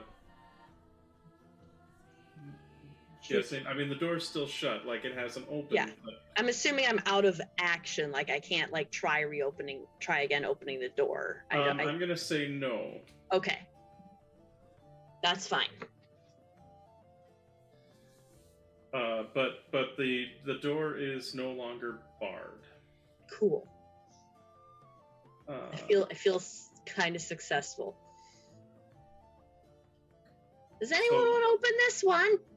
Ekris, so then we will move on to Ekris. Ekris, I know you were readying an action. Are you still kind of readying for stuff to go down? Yeah, I want to wait until people are actually in my particular room. Okay. Because I'm going to die otherwise. That's fine. Then Vargas are going to ready, and then Tink would be next with Kai on deck.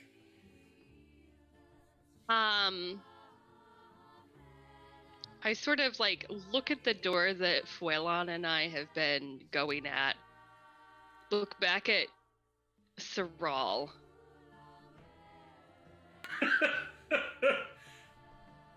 Well, How and what did I get? What did Sorrel say at the end of your turn? She asked if somebody could come open the door. I said, does anyone want to open this door? Thank you. So And Lily, you hear like, that. 5, 10, 15, 20, 25, 30. It looks like I could get to the door if I so chose. With my 40 feet of movement.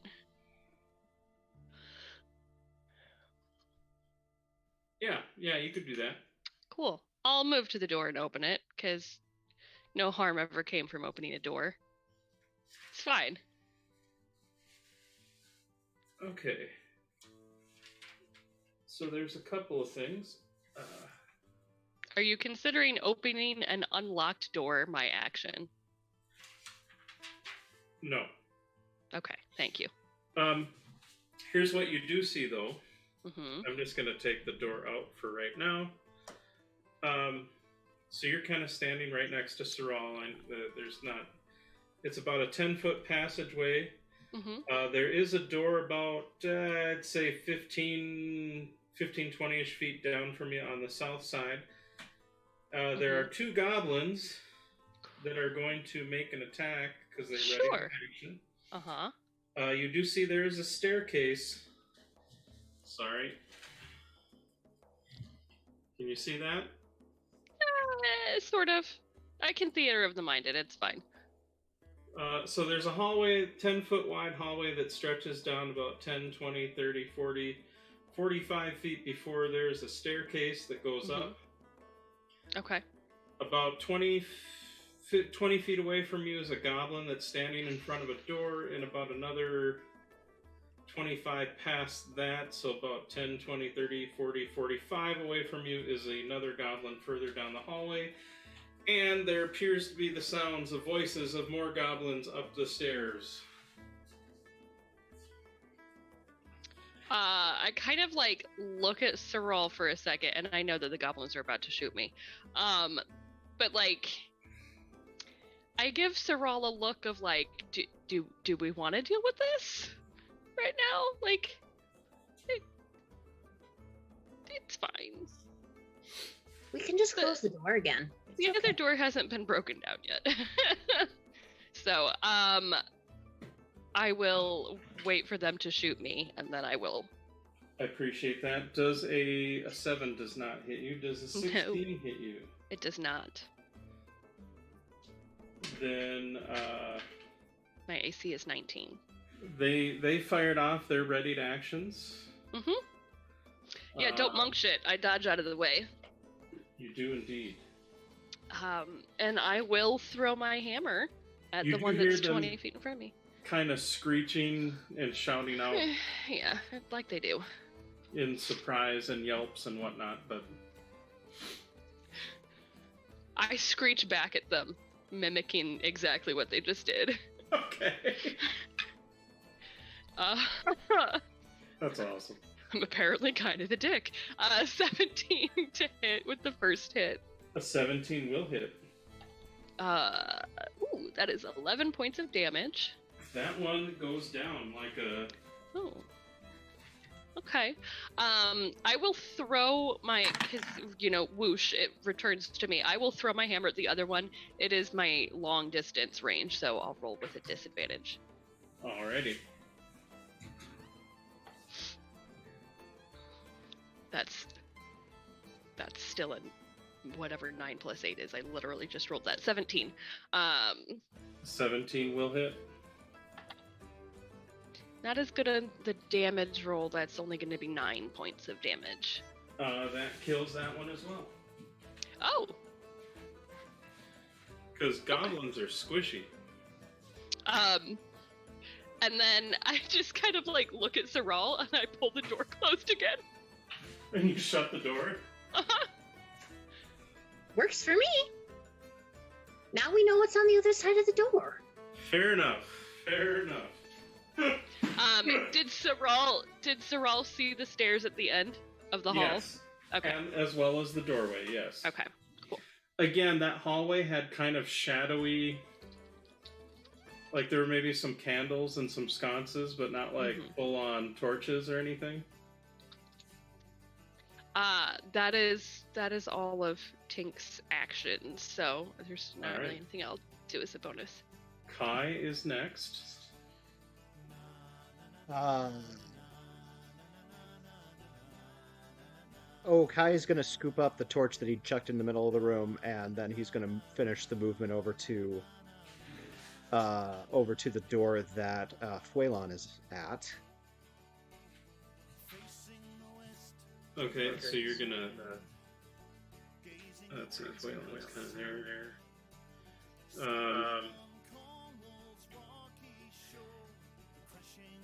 I suppose we'll kind of put him in the corner. We can kind of put you up right sort of next to it. Fortunately, the tokens and the Dwarven Forge don't like to play well together in terms of spacing. Makes sense.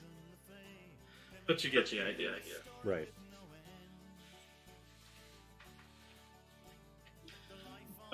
So you move up to the door. That's like 5, 10, 15 feet of movement, maybe? Okay. I'm just going to put a boot to the door.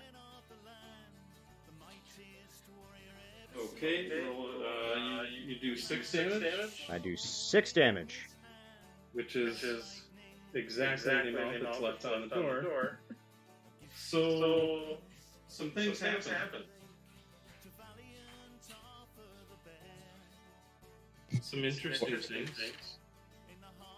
Fuelon sees that somebody else has yet again taken out the door that he was fighting and just shouts out, "Fuck!" That's okay. We're about to get shot again. Yeah, you are. Yeah. As soon as I can get...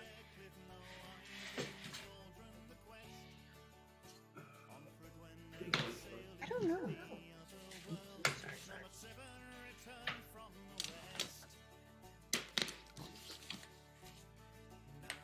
Okay. Can you see this area okay? Or do I need to scooch it back? Probably not. Scooch it down just a little bit more. There you go. Okay, so you see... I'll just take the door out of the way for now. You see there are a couple of tables with benches, and you see there are a whole bunch of burly-looking bugbears along with a bar guest in the back. In fact, the bar guest is one of the wounded ones that you met earlier. However, you're all gonna get attacked by some bugbears.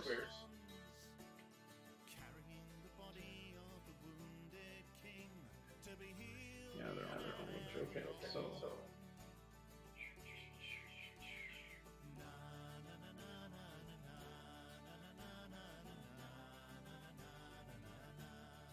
Right. All right. So on Fuelon does a 20 hit you? Yes.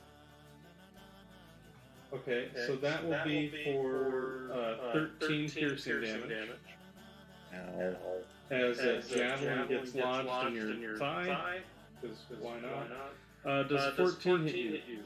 It does not.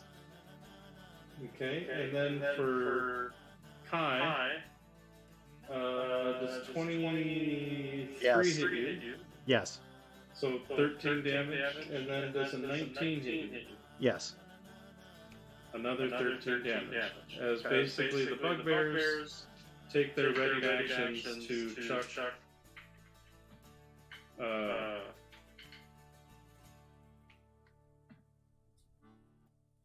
chuck javelins at you.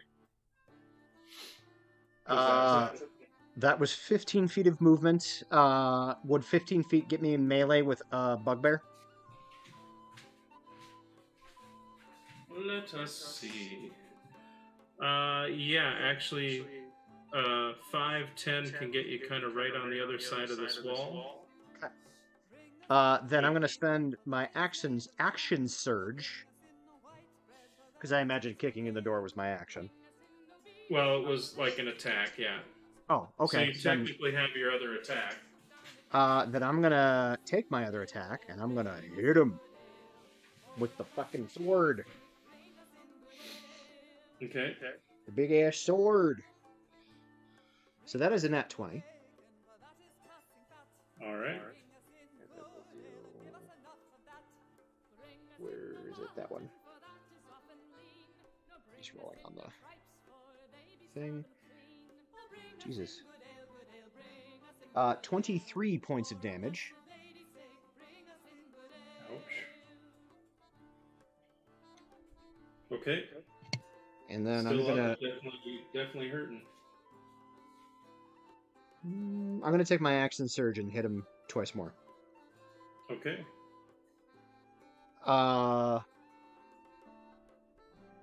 20. 20 hits their AC. Okay, and then, well, let's see. So 20 for 10 points of damage. Okay. And then 26 That'll hit. for 17 points of damage. Bryan can do the math. Bryan can do the math. Okay. Still up, but definitely bloody. Beat the crap bloody. Yeah. Alright, that is what I can do. So after Kai, it is then the bugbear's actual turn.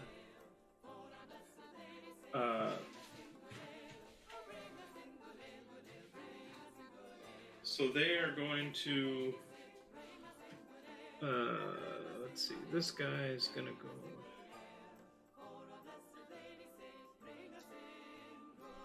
This guy's gonna move up to go up against Foylan. This guy's already on you. This guy's gonna go there to also get on you, Kai. This one back here is gonna chuck another javelin at Foylan.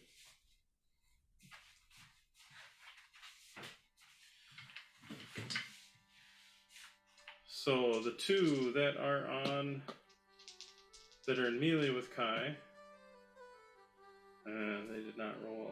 17 to hit. 17 hits. Okay, so one of them hits. That'll be for 6 damage. Or no, 12 damage. Sorry, pardon me. The other one, however, missed. Now the one on Foylan swings. Got a 17 to hit Foylan. That will miss. Okay. And then the javelin tosser for Foylan. Oh, that's going to be a bit more. 23 to hit. Yeah, that hits.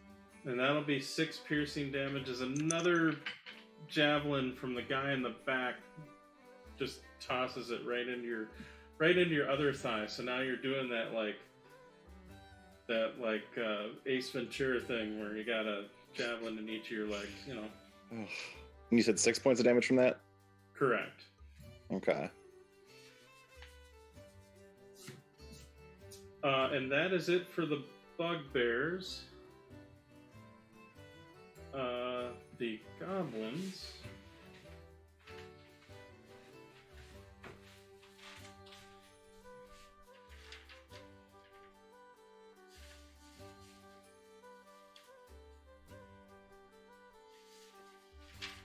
I suppose you shut the door. You don't know what's going on.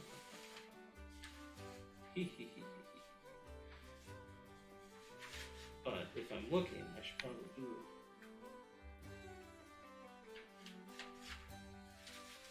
Secret moves! Secret moves!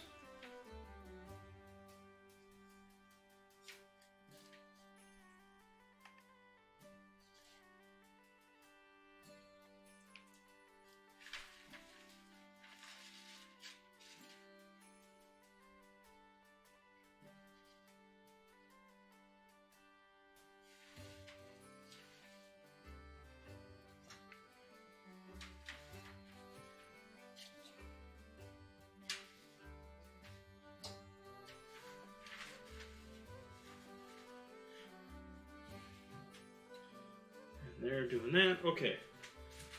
So now goblins are ready, and Fuelan, you are next. You got one guy right in front of you, and then the guy on the other side of the table to the south is kind of chucking javelins at you. Well, first and foremost, I would like to rage. I think we can accommodate you. God. And then I'm going to swing for the fences at the one that's right next to me. Okay. We'll see if that works out. Strong start, 19 to hit. Yeah, that hits. And let's see here. With rage, it's an extra +2 damage. Okay. So... Oh, bad die roll there. 8 damage for the first attack. Okay. Oh, Jesus. And a nat 1 on the second attack. Sad. Right? Admittedly, even with the anger and the rage, there's also a lot of pain because you have 2 javelins stuck in you. Yeah, I am currently just barely bloodied. It's fair. Are you doing... So, bonus, are you doing anything else for your movement or anything? Are you just kind of staying put and whacking? Yeah, no, it was standard and bonus, and if I move anywhere, I'd take an attack of opportunity, so that will be my turn. Okay, Ludema, you are next. And I realize it's... Let's see if I can... I'm going to try to tilt this back slightly so we can try to get a little bit more of both. There we go. Okay. And can you see yourself and this room area a little bit? Yeah, a little bit, yeah. Okay, so the giant mini that's right here, is that Fuelan? Like the one... So this is Fuelan right here. Okay. This is a bugbear attacking Fuelan. Ooh, okay. And you can see them. You hear the sounds of more happening inside. So, but I have a line of sight that I could send Chill Touch at the bugbear attacking Fuelan. You sure can. So let me...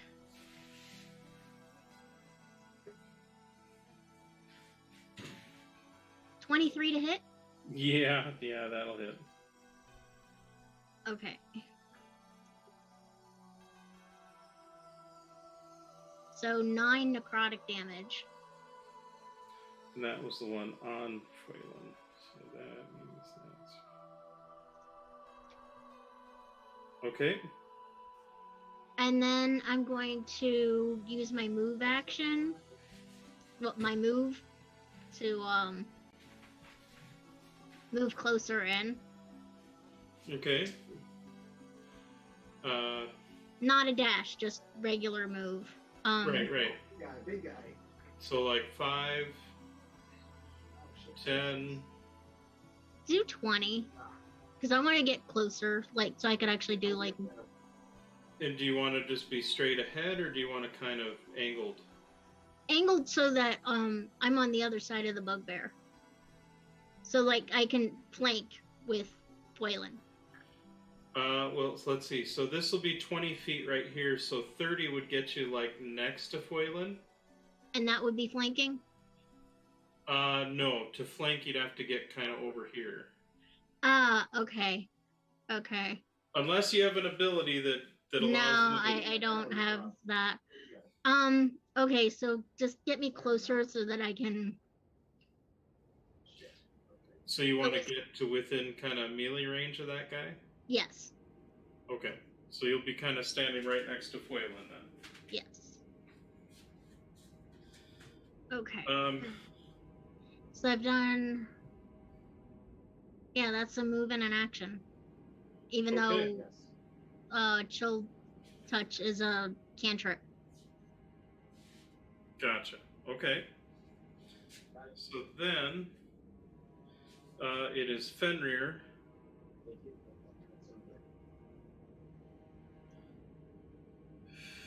Fenrir. Okay, so Fenrir's gonna move like 10 feet. See the whole kerfuffle happening there that Fenrir can't really get into because there's not a whole lot of people there to do it.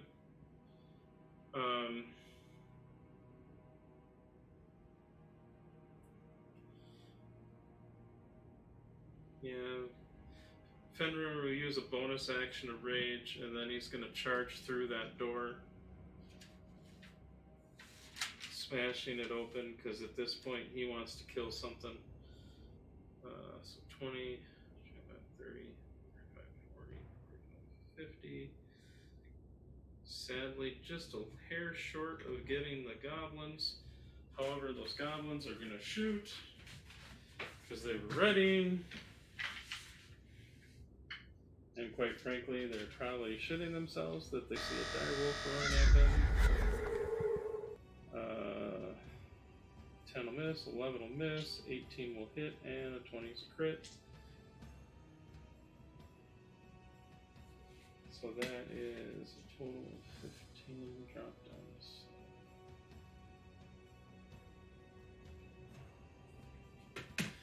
And you just hear Fenrir howl.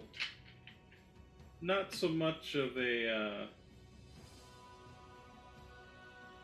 in pain, more of like a joyous howl. I don't know how else to describe that. But that is the bottom round 4. So then the top round 5 is Serral. I'm way up in the north area there where we... Oh, wait, is the door open again? Fenrir ran through it. Effectively, there is no more door. Oh, okay. There are a group of goblins kind of that were shooting arrows. You do hear some more voices coming from up the steps.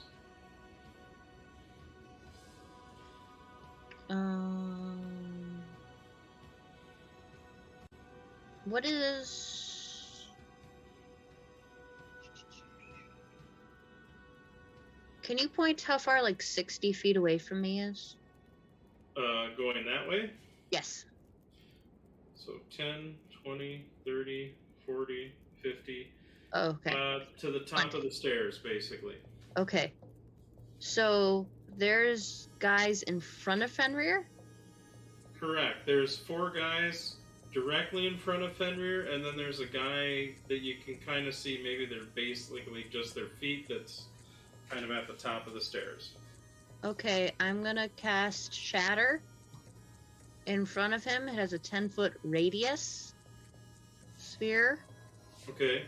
So 20 so feet. So if you put it kind of at the base of the steps, you'll get the 4 guys that are in front of Fenrir. Okay. Perfect. That is what I would like to do. I don't know if there's any up the stairs it gets to, but yeah. Now, is there a saving throw for that, or is Yes, there's a con save. A con this save. Is a sudden, loud, ringing noise, painful experience erupt. So it's like pretty much I just put thunder through the. And what's the DC? 16. Okay, so that one fails. That one rolled a 15 on the die, but has no con modifier. So that one fails. However, I rolled a nat 20 on one and like an 18 on the other.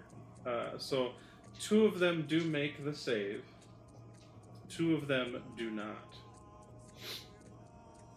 All right. So there's 10 points of damage. That's for the full? That's for the full. Okay, so the 2 that failed are just dead. Technically, non-magical items are also take damage in the spell area. So I also kind of fucked up the walls a little too. Yeah, but 10 damage isn't going to be enough to mess up dwarven stone cutting. You'll be fine. A creature made of inorganic materials such as stone, crystal, or metal is at a disadvantage for a saving throw for this one. Because it's not the thunder damage, but... And I'm assuming it does half damage if they make the save then? Yes. Yes.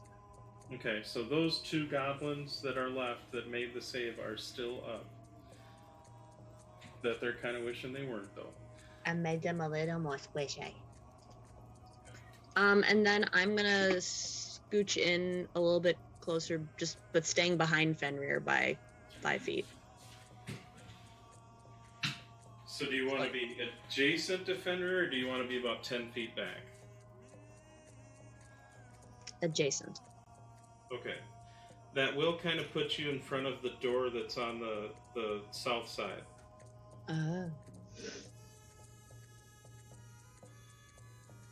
Duly noted. That might suck. We'll find out.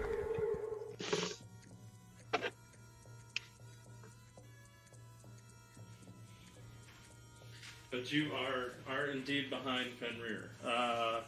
Is that it for you, Sorrel? That is it for my turn. Thank you. All right. Then it is Ekris.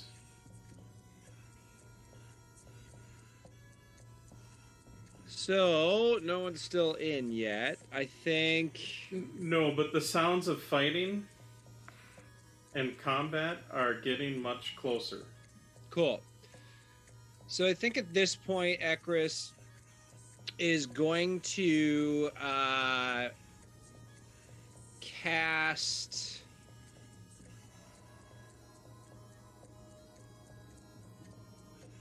Doesn't like doing this, but kind of mumbles under his breath a somatic component, and then lets fly a guided bolt at a creature in front of me. Okay. Now, may I ask, is there a material component? There's not, just verbal and somatic. Perfect. All right. I'll cast it. Why the hell not? As a 3rd level. So pretty much, you can see like all the goblins are hiding on the side of the pillars that you would see because they're kind of aiming towards the portcullis. So you have a target-rich environment. Pretty much, they're all kind of. Now there's a bar guest, right? There is a bar guest. Is that visible to me? Yes. So, I guess Ekris will aim at that, see what happens. Okay. Go from there. Okay, so is this a saving? It is not. It's a ranged spell attack. Okay. Which I got a total of 26. Okay. I'd say even with the door providing it some cover, you're still very good to go, and you hit it without any issue. Okay.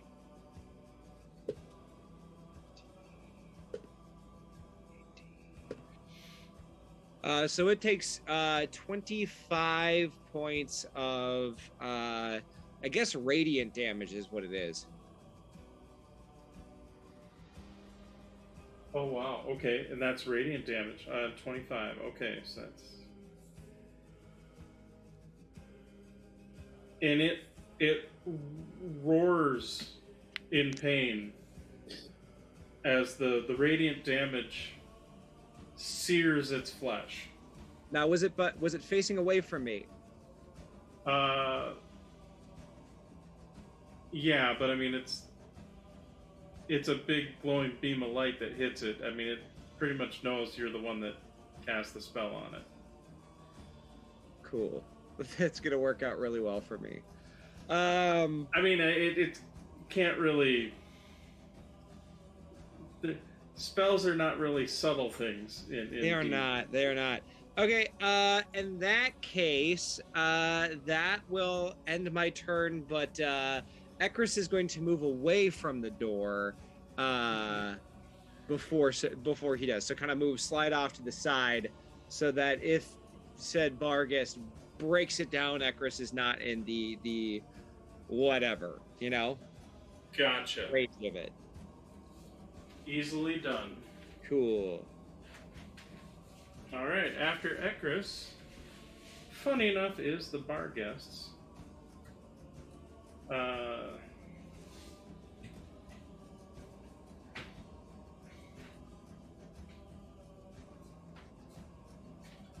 So that one roars in pain and basically is going to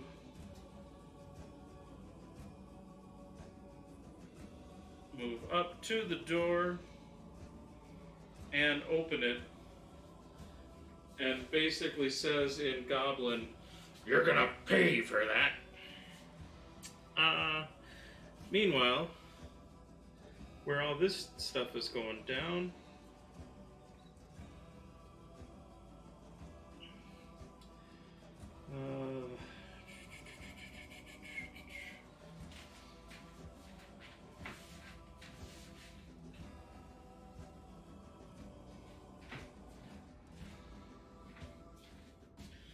that one is the wounded one, so it's already used its dimension door, so it's not gonna.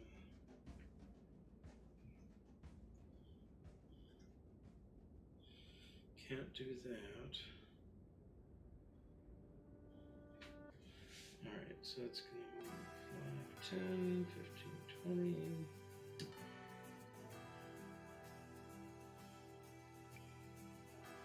Actually, so the bar guest kind of leaps on the table here and is going to try and go after Kai.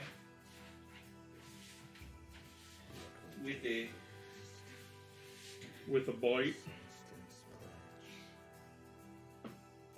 Does a 20 hit Kai? Yes. 13 piercers. Kai falls unconscious. Oh no. Okay.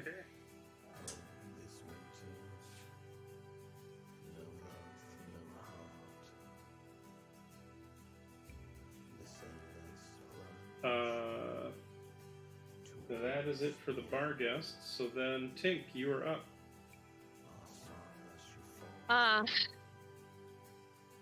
Okay. So, through the door that I closed, that then Fenrir just busted through. Yeah. What is there still there? Like, how many goblins are still up? Does Fenrir have this? Is he good? There are 2 injured goblins that are kind of like bleeding from the nose and the ears and whatever from Saral's shatter. Saral's there. Is Ludema up there as well? Or did Ludema move south? Ludema moved to the south. Okay. I am assuming that I can hear all of the sound from the south. Yeah, there's a lot of battle going on. Uh-huh. I mean, Saral and Fenrir probably have this. It's fine. I hear angrier, bigger things from down south. I want to do some dope monk shit. Okay. I'm gonna have to use Step of the Wind because I'm gonna need to double my movement. But I would like to move and then Step of the Wind and like acrobatics my way into the to a point where I can hit something maybe. Okay, what's your speed? My move speed is 40, so I should have 80 feet of movement. Okay, so 40 feet will get you there. Yeah. To start. And you want to... I can't tell where all people are because there's so much all right there. Admittedly, there's a lot going on. So, yeah. So right in front of kind of the doorway, there's Fuelan, and just to the west of him is Ludema. There's a bugbear wailing on Fuelan, right, standing right in front, basically, of the doorway. You believe Kai is deeper inside. However, you kind of hear this howl of triumph in what you're guessing is goblin. Okay, don't like that. If I use Step of the Wind and like roll an acrobatics, understanding that I will absolutely take probably at least one attack of opportunity, can I like move through friend spaces, flip over the one in the doorway, and try to get like on that table in there? Sure. Okay. 5, 10, 15, 20, 25. So go ahead and roll me your acrobatics. No, that's a 19 on the die. My acrobatics is a +7. Okay. So 26. I can math. The bugbear will take a swing. Mm-hmm. My AC is 19. Now, technically, this is a bonus action for this movement, right? Correct. So you do still technically have your action when this is all done. Yes, I do. That is the point. Did you want to beat the crap out of the guy? Oh, yeah. Well, no. So I want to get into the room. Because part of it was like I could hear all of this, but I couldn't assess what was happening. Okay, so then for the bugbear to swing at you, got like a 21? Yeah, that'll hit. So that's 12 piercing. Cool. That's fine. Now that I'm in here, I see Kai's down. Yes. I'm gonna unload on like the one standing over him in triumph or whatever. I have no healing, so sorry, Kai. Don't die. Alright, so we're gonna move these just slightly kitty corner. Is it an 18 hit? Yes. Okay. I believe that was the one that Kai was beating on. Okay. So that'll be. Man, I can't roll for shit. I mean, it's still 8 points of damage with the light hammer. It's a good hit. It's still up, but it's.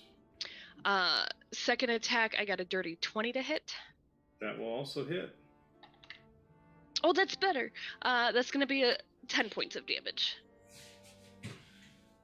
So you roll in kind of.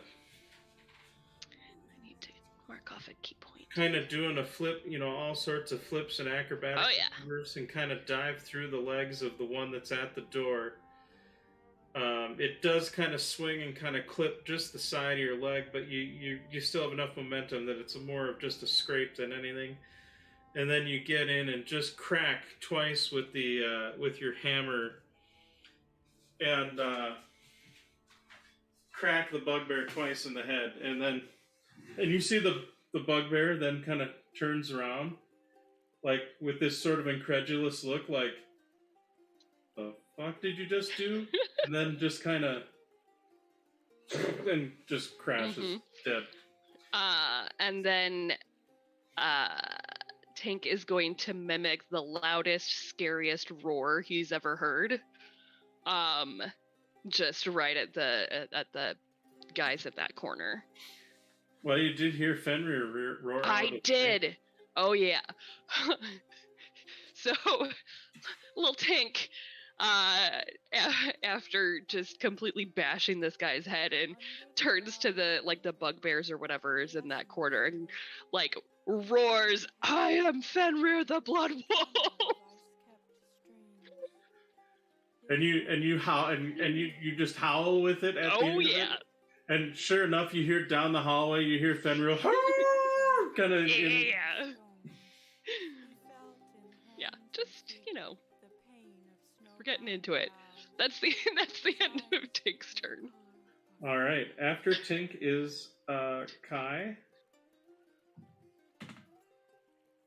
So Kai, I need you to make a death save then. You got it. Hang on. That was a journey. 17. I succeed.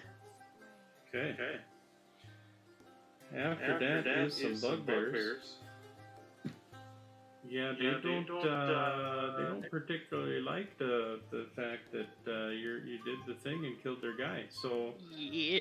The one bugbear that's on Phelan is gonna swing at you and Does a 24 hit?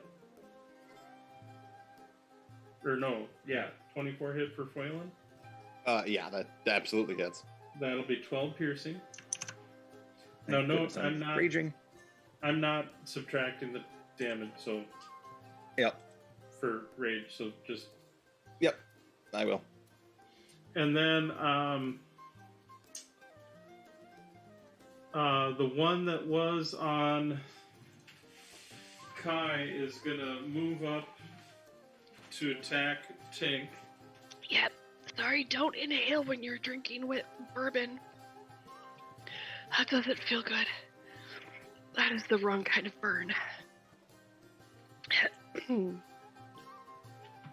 Cheers and tables are a wonderful pain. All right. But it's such a pretty dungeon, Brian. It is a pretty dungeon. No argument there. So that one's gonna move up to you, Tink, and that is a 15 to hit Tink. Nope. That is a miss. That is a swing and a miss. And then the one guy that's in the back there is gonna chuck a javelin at Tink. Ooh, yes. Throw something at me. I dare you. Yeah, 15 to... I'm guessing that misses. 15 will miss. Okay, and that...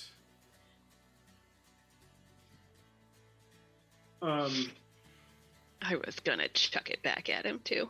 Now, for the bugbear that's in the prison cell portion of the dungeon, is he gonna do anything? Nah, he's still ready. Okay. Goblins. Oh, those two goblins on Fenrir are gonna attack. Fenrir.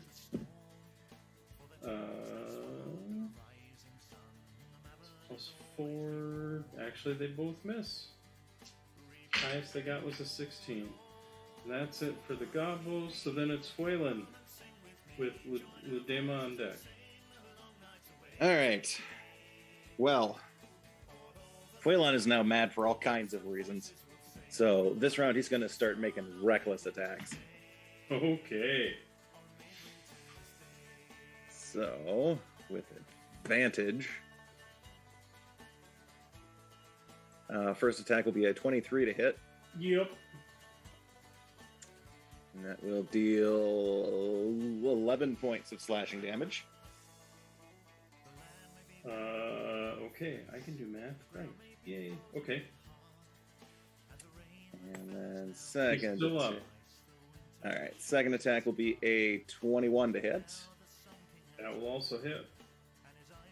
And God, I cannot roll very well on these damage rolls. 9 points of slashing damage.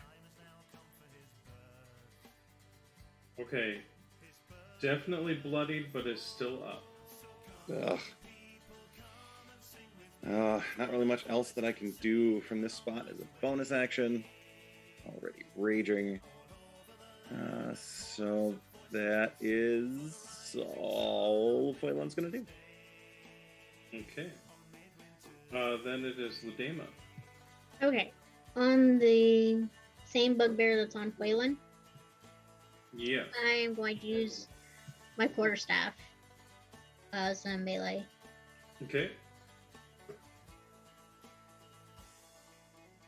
18 to hit. Yes, that hits. Okay.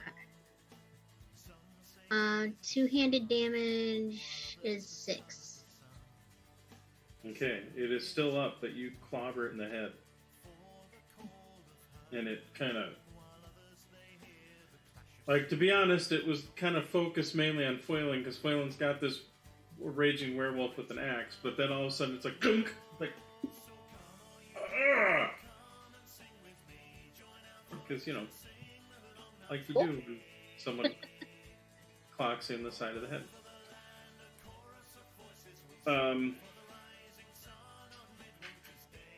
As a bonus action, do I have line of sight on any of the other bugbears or goblins or Borgas? You can see the bugbear that's been throwing javelins at people across the way.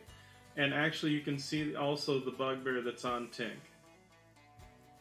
because it kind of moved out to meet up with Tink, so it's... Okay.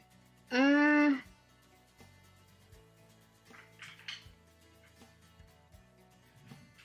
want to do a fireball on one of those.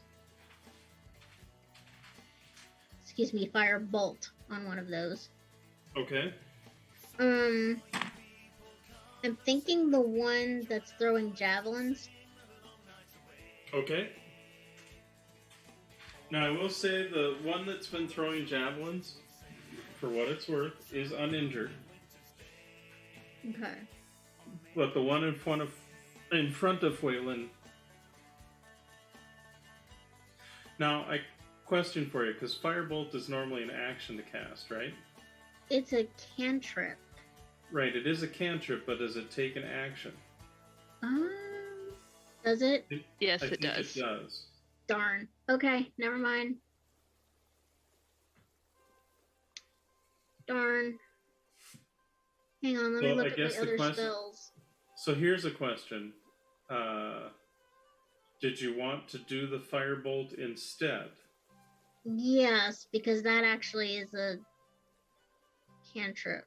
Okay. Now I will say, because you did move up into melee with the one that's on Phelan, when you roll to attack, you will roll with disadvantage. So go ahead and roll your attack roll with disadvantage. Okay.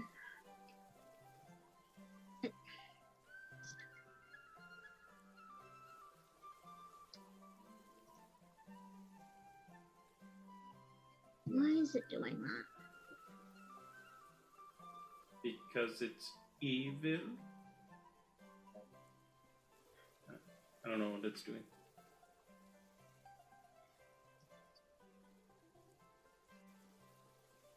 Okay, hang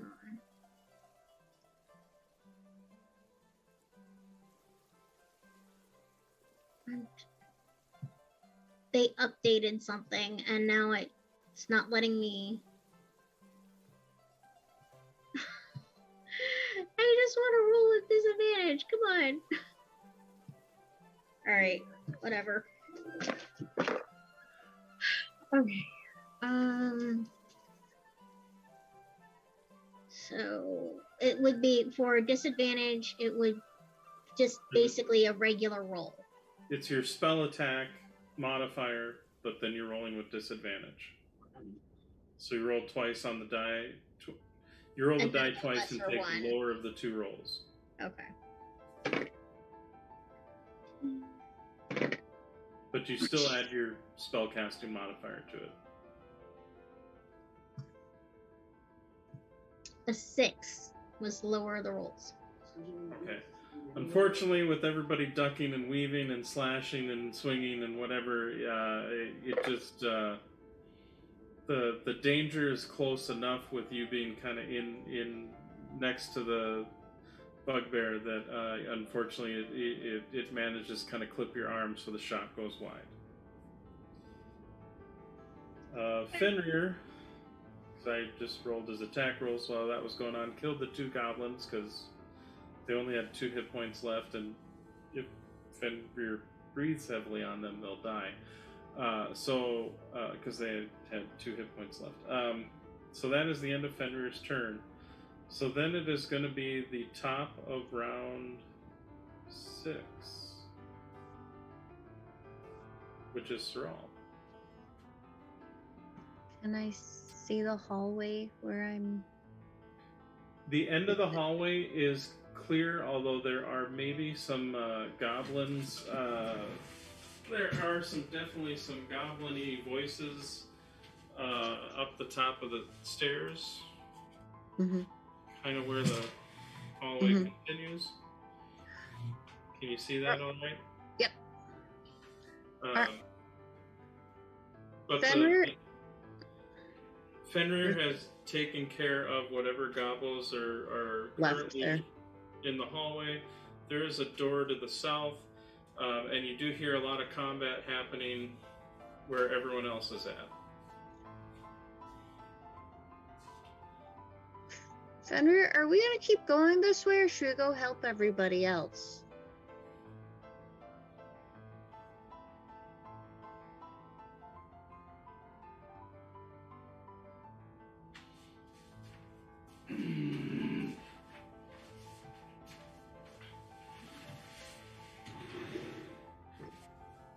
She probably pulls on his tail when she asks that question. She's like, "Hey, are we?" And then, and for the brief moment when you pull the tail, all of a sudden Fenrir turns around and is kind of growling because he's raging and kind of angry, but it's like, "Go with the pack." So we're turning around. Okay. I'm gonna go that way. If you don't come, I'm dragging you there. So she turns around and starts heading back towards where the group is. Okay. When he growls at her, she just kind of raises her eyebrow like, mm-hmm. And what's your speed? 20. So I'm just gonna double move, I guess. My little flurry butt over there. All right, so you get to about there. Can I? Oh, right. I double moved. That means I don't have any actions, right?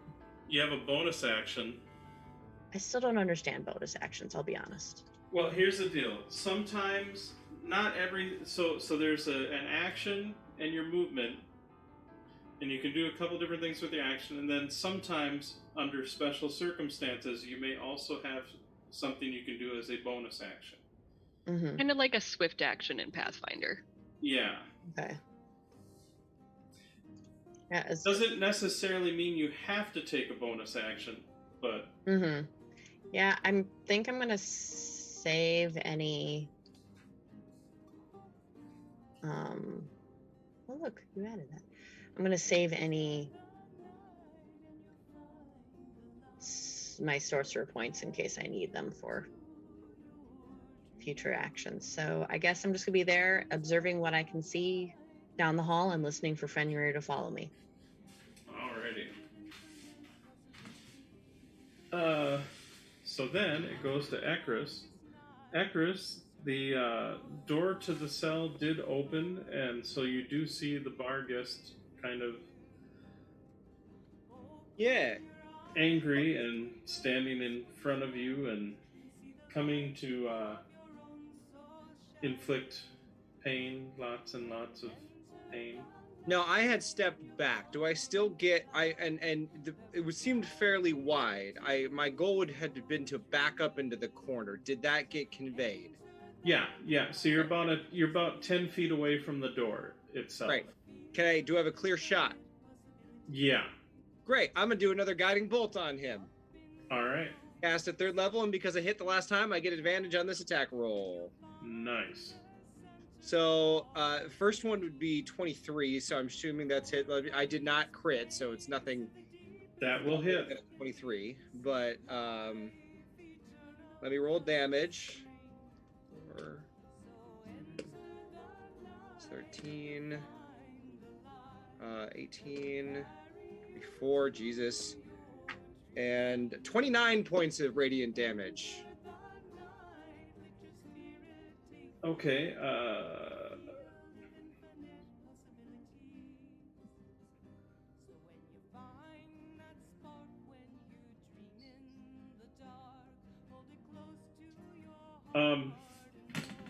it is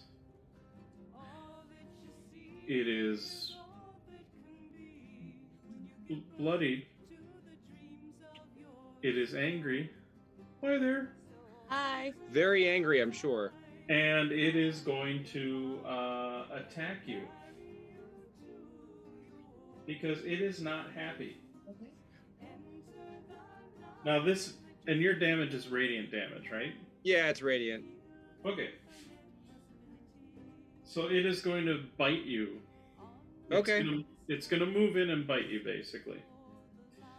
I'm guessing that probably hits... 24 to hit. Oh, yeah. 13 piercing damage. Ouchie. Because you with the radiant holy damage of awesomeness continually dropping down on it, it wants to kind of destroy you. Yeah, that's fine. I understand. Like no longer wants to keep you and sell you on the slave market. It pretty much wants to just tear into you and defeat you, because quite frankly, it can't really take many more of those Guiding bolts of death. That was that. The bar guest over there is going to. That one is actually going to try to move up to Tink. And is going to bite, but I doubt a 10 will hit. Nope. Because that's a 4 on the die. Which is a sad day. But this bar guest kind of moves. Sorry. This bar guest moves off the table, so I can push that back in the corner again. Haha.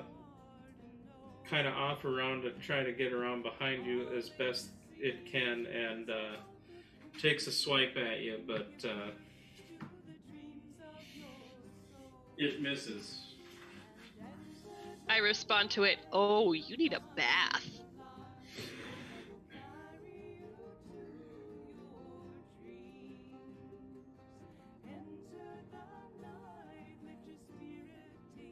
And you hear in your mind, I will devour your soul.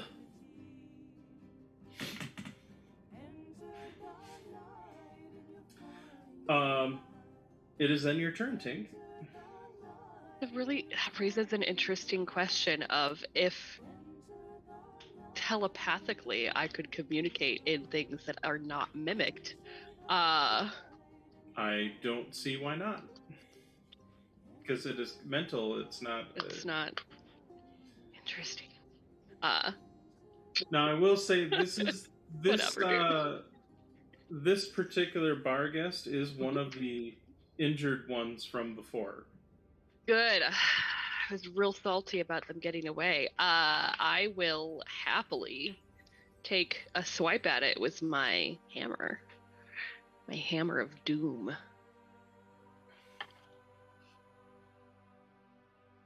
Uh, 19? Yep, that'll hit. For 8 points of damage. Tell you what, pick 1 or 2. 1. Okay. 8 points of damage. It is still up. Okay. That's more than last time. 21 to hit. That will hit.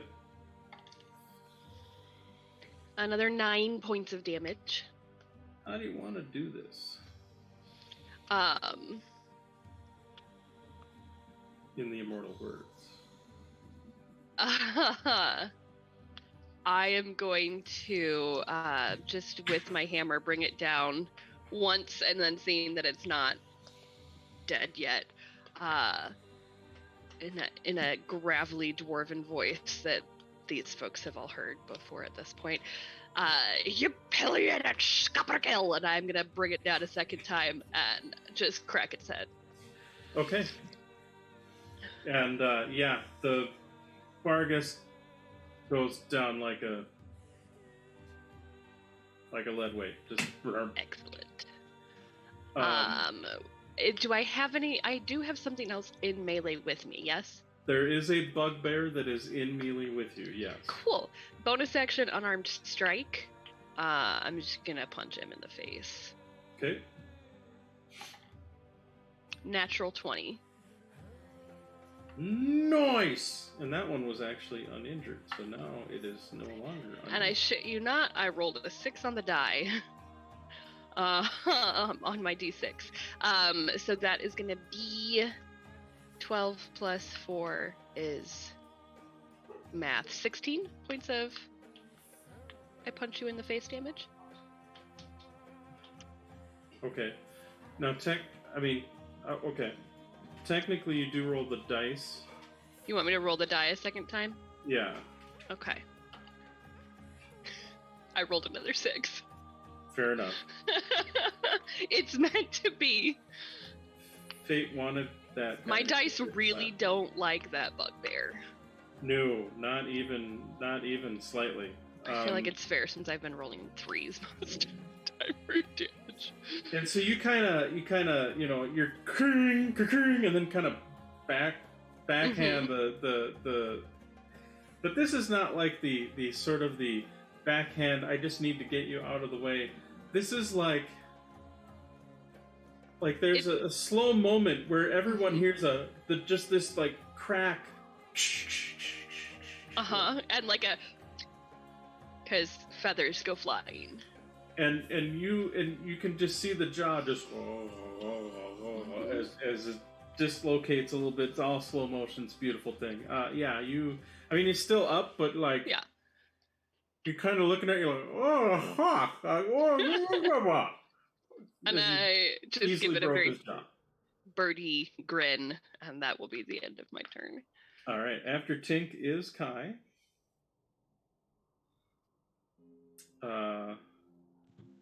Sorry, I'm here. I'm dealing kids things. Death saving throw. Yes. Very exciting for him. I succeed. All right, so you're one away from just being unconscious. From stabilizing and getting out of it. All right. Then after Kai is the bugbears. The one in melee with you, I got a 15 to hit Tink. The ranged one got a 17 to hit Tink with the javelin. Nope. And then the one on Fuelin got a 12, which I'm guessing doesn't hit. I do hate to say this, but I did reckless attack, so he does get advantage. Okay, so 12 on the one. Okay, so then I appreciate your honesty, and that was a crit. Nat 20. Now, no good deed. So that's going to be 24 damage. Thank God I'm raging. Yes. I'm still up. Okay. That is it for the bugbears. Goblins are doing their thing. Fuelin, you are next. Okay. I'm very hurt and very angry. I'm going to recklessly attack again. Okay.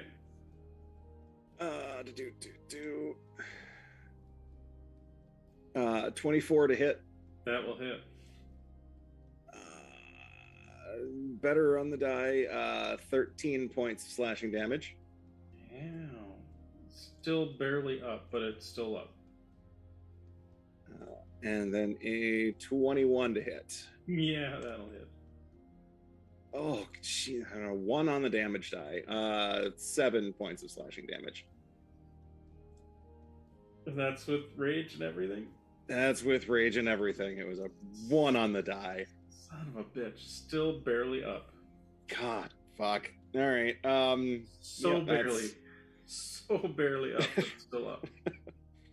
Well, that sadly is Waylot's turn. Okay, and did you want to move or anything, or you... No. If he moves, right, he's going to get an opportunity then, attacked. Ludema, you are next. Okay, I'm going to try, because I figured out what the setting is this time. I'm going to try that firebolt again on the javelin thrower. Oh, on the javelin thrower. Okay. Now you are in melee. Yeah. So you will still be rolling with disadvantage. Yes. Okay. Yeah, it's a combination of all of your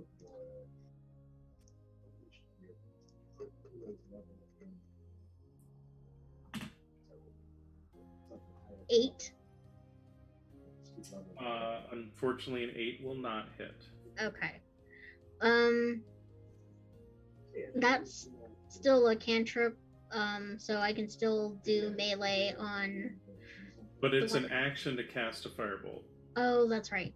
So here's and maybe this is where the confusion is. If you cast a spell, you can cast another spell that normally takes a bonus action to cast as long as it's a cantrip.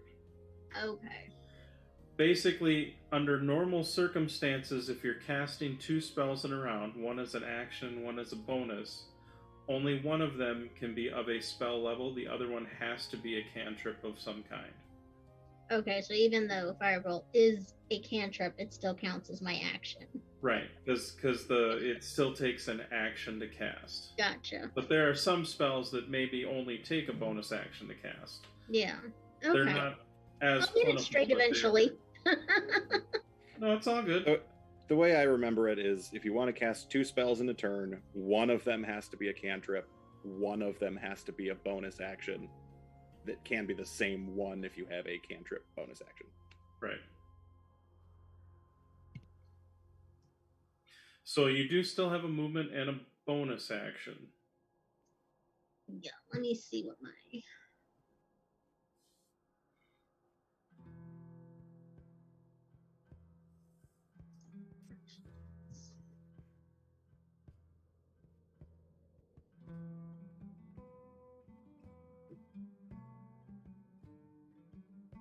Yeah, no, I have to that's my turn.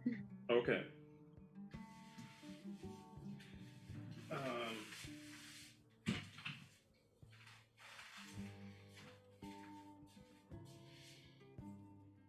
$10, $20, $30,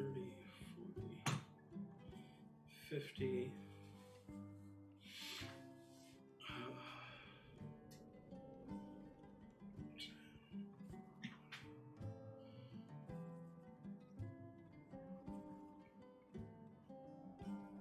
Fenrir's gonna move and dash to get basically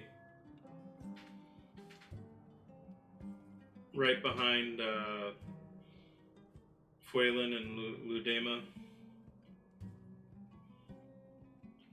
And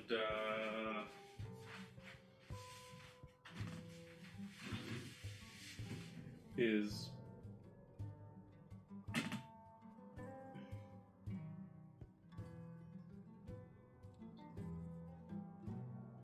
crap and run and falls out of rage actually. Okay. That is it for that.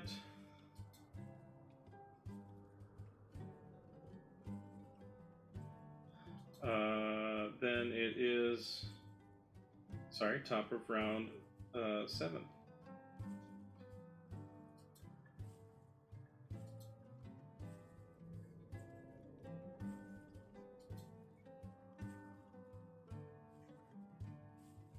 That's me. That's remembered. Sorrel. Sorry, Sorrel. My apologies. No. That's Sorrel in the background is working on Girl Scout cookie things because her person is the cookie manager for her daughter's Girl Scout troop. So I am in the process of making a pretty little poster. Which reminds me, as a note, we need to discuss things later. Yes, I can supply you with cookies. But yes, Sorrel, it is your turn. All right. I'm so sorry. I honestly was focusing on that a little bit because I finally figured out how to make the QR code for my troop. It's all right. So there is what you see is Fuelin, Ludema, and now Fenrir are kind of in this hallway, kind of fighting. There's a bugbear here. You can, if you kind of move this way to the east a little bit, you might be able to see the other bugbears. Mm-hmm. You do hear sounds of combat further in. Mm-hmm. Do I hear anything behind us where we... Not currently. Okay. Because quite frankly, they've seen all the dead bodies in the hallway. They are not real thrilled to try to go down there and deal with that. Oh.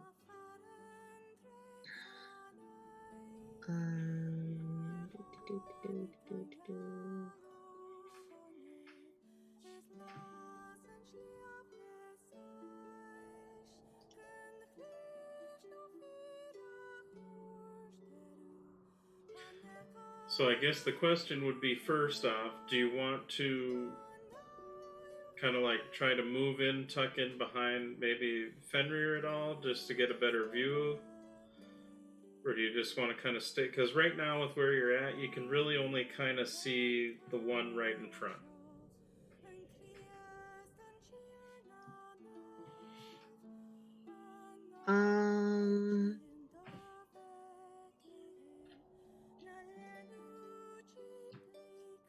Yeah, that one's not going to live long enough for that to be a useful spell.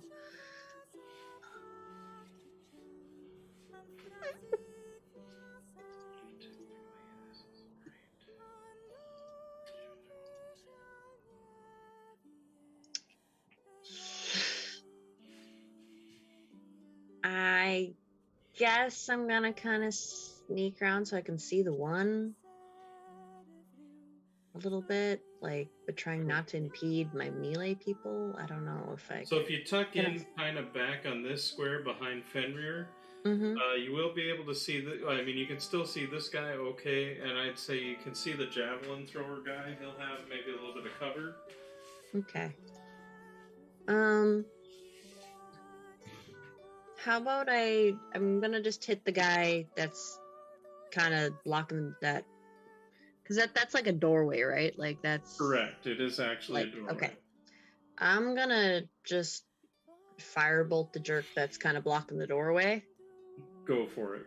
And I forgot to go grab real dice because the fake ones have not been working well for me, at least on damage. Not saying that the real ones are going to necessarily do better by me, but, you know, it's a chance. It's a Rolls D20.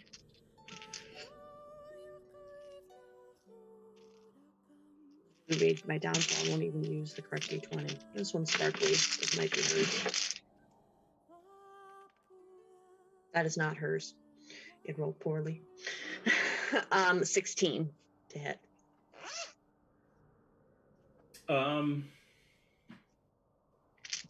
Actually, yeah. Good.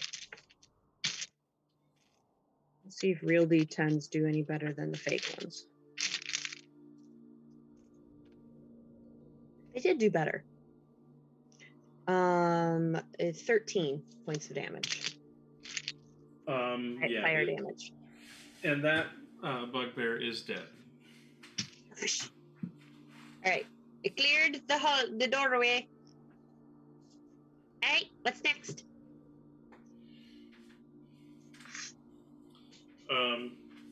Are you doing anything else?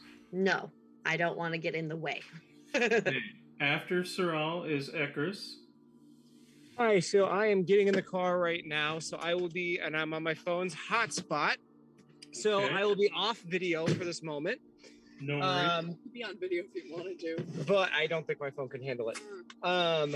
So I think what I'm gonna do, I have this thing on me, right? To shoot. Yes. The Barghest is the very beat up and damaged Barghest from all of your from all my guiding bolts. From all of your guiding bolts so far. So I'm gonna do the exact same thing again, and because they got advantage from the last time. I know I'm in melee, so it's basically it balance each other out to just a straight roll. Right. So I am doing a digital thing. I got a 20 on the die. Okay. So critical hit. I don't need to confirm it in this thing, right? Correct. So you just roll double your normal damage. Sure. So double normal damage dice, basically. Yeah. All right. We got that. 2, 3, 4, 5, 6, 7, 8, 9, 10, 11, 12. So we have total of, with that and that, we have 41 points of damage.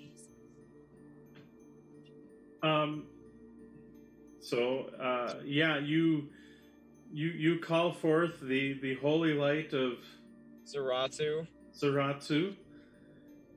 down upon it, and with that much damage, when the light, which kind of blinds your eyes a little bit, goes away, there is like a blast shadow, basically, of the Barghest, and the Barghest is very, very, very dead. At that point, X goes, I'm sorry, and then the so as the goblins and bugbears don't see him, even though he probably knows that isn't going to work. So sorry, you're cutting in and out just a little bit. I'm sorry. He's closing the door under the pretense that it's going to hide him from the bugbears and goblins, even though that is not going to happen. That is fair. That is fair. So you move up and swiftly shut the door. Yep. Okay. There are not currently any Barghests on the map. So then we move to Tink.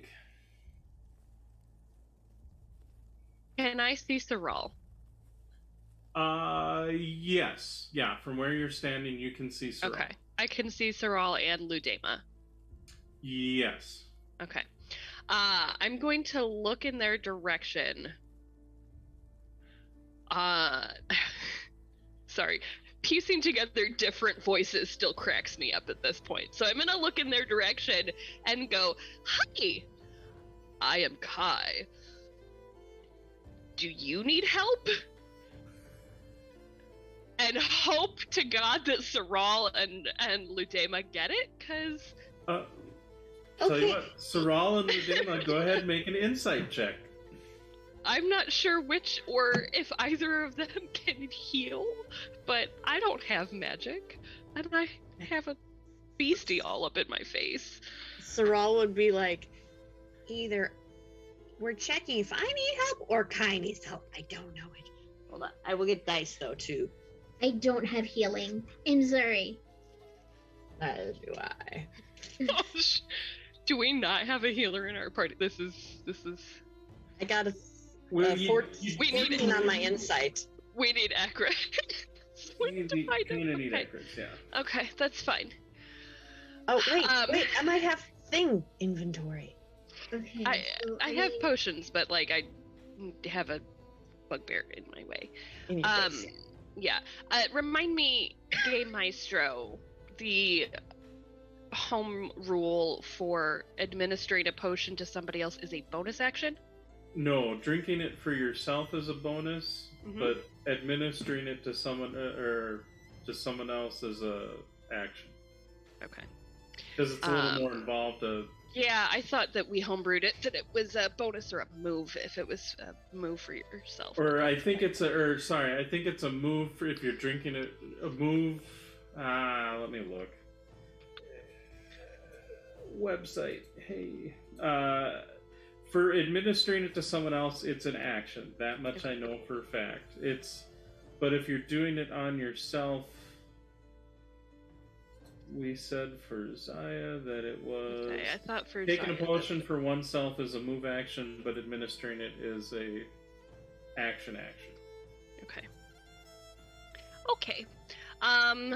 All right. I rolled a 19 on that insight check, so I don't know what I was... Excellent. You would probably pretty clearly understand then that Tink is trying to get across that Kai needs help. Yes. Yeah. Sorrel got a 14. I don't know if she's still debating between either she's checking if I need help or she's telling me that Kai needs help. It's a little confusing, but you think overall you can kind of read between the lines, especially since you don't hear Kai doing stuff. Yeah. Doing stuff like slaughtering his enemies and driving them down before them and Lamentations of Women and all that Conan stuff. So you kind of put two and two together. They're like, oh, Kai may need a little assistance. You are not allowed to die on our first day! That's all she's got. Yeah, which is fair. It's Tink's turn. He is gonna, how rough does this bugbear in front of me look? I mean, you broke its jaw, but otherwise that's the only damage it's really taken. Cool. I'm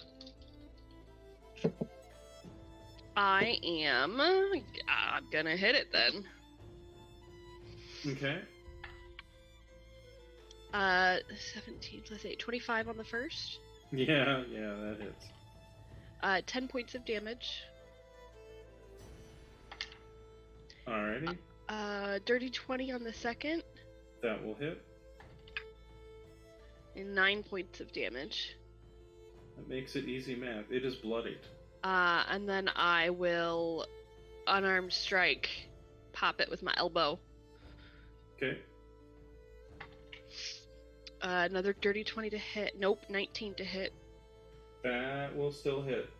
I'm gonna drop my die on the floor. Ew. I rolled a 1 on the damage die. 5 points of damage for the elbow strike. Okay. That, it's still up, but, it's definitely not happy and is quite angry at you. That's good, because I also really want to make sure its attention is on me when somebody comes to help Kai. That's fair. Kai, it is your turn. Okay. You're in consciousness. Here's Thrall yelling at you. I might actually. I just rolled a 20. Oh, so you're up with a hit point. There you go. Does that happen at the end or the beginning of my turn? I don't remember. It's the end of your turn. I think it's technically the end. Because effectively you're making the death save at the end of your turn. Okay. But you are prone. You hear the sound of combat, and actually, funny enough, the sound of Soral's voice saying, "You can't die, it's the first day," and kind of brings you back to consciousness a little bit, and as you get that sort of sound a little bit, you know your senses start to solidify again, and you see that Tink is just crushing the shit out of things. I don't know how else to describe it. Her hammer is this bloody mess. His hammer is a bloody mess of fur and goblin and God knows what else, but it smells horrible and it's kind of a delight. Been a long time since I've been unconscious. Okay, I'm just gonna lay there and think about what I've done. So, the bugbears. So the one that's on Tink is going to swing at Tink. Does a 20 hit you? Yes, it does. So that will be 12 damage. Bring it. The other one with the javelin is going to at first try to chuck a javelin at you, but only gets a 10. And then it is going to start moving away. That's probably smart. And start screaming for in Goblin, which Ekers understands is like, "We need help!" Because Ekers has Goblin. I don't know if anyone... Yeah, I hear their cries, and it's delicious. And really actually kind of sad, because Ekris generally likes goblins. The goblins are then going to definitely ready an action, but they're not going to open the portcullis unless the bugbear does it. Tells them to first. So then it is Fuelan, you are next. Okay. There is still one bugbear kind of in the south, right? There is one bugbear about, so you're right here, and there's a bugbear right in front of kind of Tink about 10 feet away from you. Am I able to kind of position and move through allied squares to flank him? What's your speed? 45 feet. Yes, easily. Beautiful. Then I'm going to do that, so... 5, 10, 15. So about 20 feet of your movement has been spent, just to... Okay. I am then going to attack him with advantage. without You having are- to recklessly attack, There you go. which is nice. Let's see here. What do we get? 26 to hit. Yeah. And that'll be 12 points of slashing damage. Ooh. Okay. And second attack, 19 to hit. Yeah, that'll also hit. Beautiful, with another 15 points of slashing damage. And how would you like to finish that guy off? All right, so Fuelon, in a fury because nothing is dying the way that it should be when he's hitting it. I've got, bugbears, doors, nothing. So he just kind of charges forward. He kind of like leaps in and around the allies, kind of runs around behind. One sweep like hits it in the back of the legs, and it kind of like goes down. Just the legs kind of fall out from under it. And then on the kind of the backswing, now that his level is a little bit lower, just straight through the neck, head to the floor. Fair enough. Now you still do have some movement left, and you hear the prey down the hallway. Oh, I'm gonna keep moving southward then. All right. So you had 20. You moved 20 feet. How much movement do you have left? If I move to 20, then I have 25 more. And you kind of come around the corner, and you see the bugbear, who's been throwing javelins, sees you, and his eyes go wide as he's definitely rethinking their life choices. All right, and where I am is a little bit off the map. Are you able to scoot that down just a little? Yeah, actually, I can. Give me just a moment here. Appreciate it.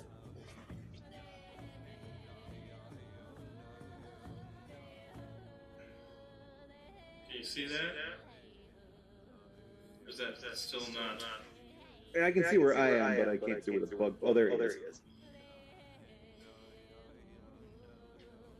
And then, because I can, as a bonus action, I am going to move even closer to him, right up in his face. Okay. Do you want to move like right here on kind of this diagonal spot? Yeah, why not? That's kind of the closest space to him. All right. And then as I get up to him, just roars out, "No more javelins!" And that's his turn. Okay. Then after Foylan is Ludema. I want to point something out. I looked it up.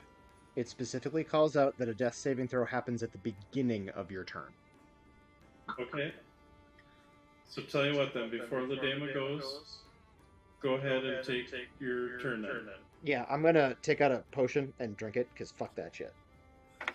That's fair. Well, but that's a bonus and a move, because it's administering it to myself. There's a drawing it is part of drawing your potion is part of your move, basically. So drawing it and drinking it basically is your move. So you've got like your action and technically a bonus left. All right, so I'm on the ground, yeah, but also there's something by me, correct? You are prone, however, the room you're in immediately is clear. However, you did kind of see Foylan run past you, kind of jack the guy that he was on, and then kind of continue past down to the south. But you're kind of right here, right on the wall, right next to the door. Okay, well then I will take a dash action to stand and move off to the side. Okay. And when you say move off to the side, like move like over here, or? I mean, I'm going to go after Foylan, but I'm only going to have 15 feet. Okay. So that gets you about there. So he kind of pushes himself up with his sword, and as he does so, he kind of calls over his shoulder, "I'm fine, I just needed a nap!"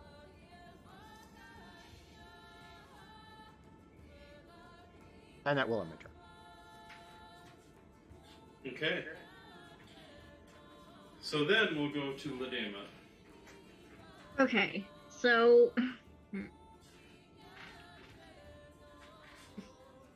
what's left is what I'm. Well, in the room immediately in front of you, nothing. But you know there are more. You know Phelan ran off and is chasing after, howling after something. And admittedly, you did see the one bugbear that was chucking javelins starting to run off to the south. Oh, I'm gonna chase that one. All right.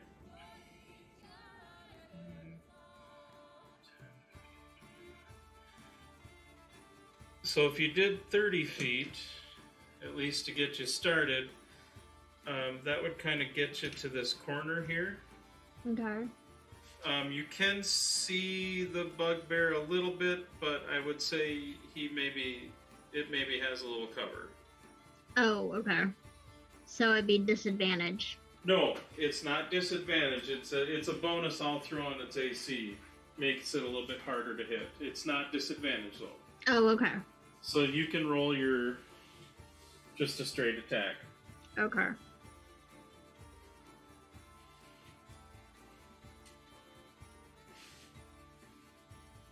I'm gonna try chill touch. Okay.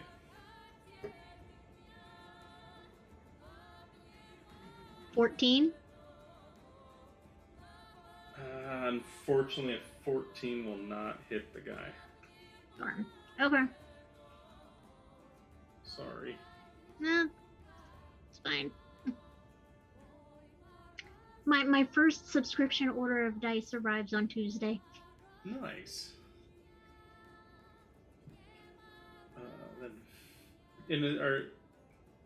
That's awesome. Are you doing anything? Pardon me, I'm hiccuping. So it's like a move and a action. Standard or not standard action. God, I'm hiccuping or burping. This is weird. All right.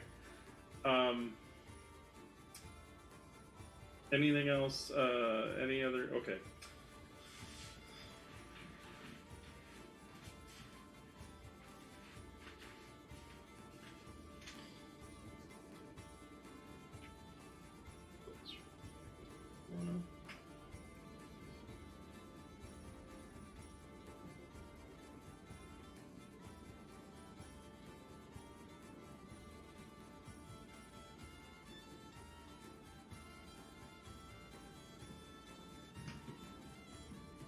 So Fenrir's gonna move and dash, and the goblins that were readying actions will shoot at Fenrir. That'll be a miss, but those two will hit, one of which is actually a crit. He is technically not raging right now, so that'll be 15 damage. Okay. So you see,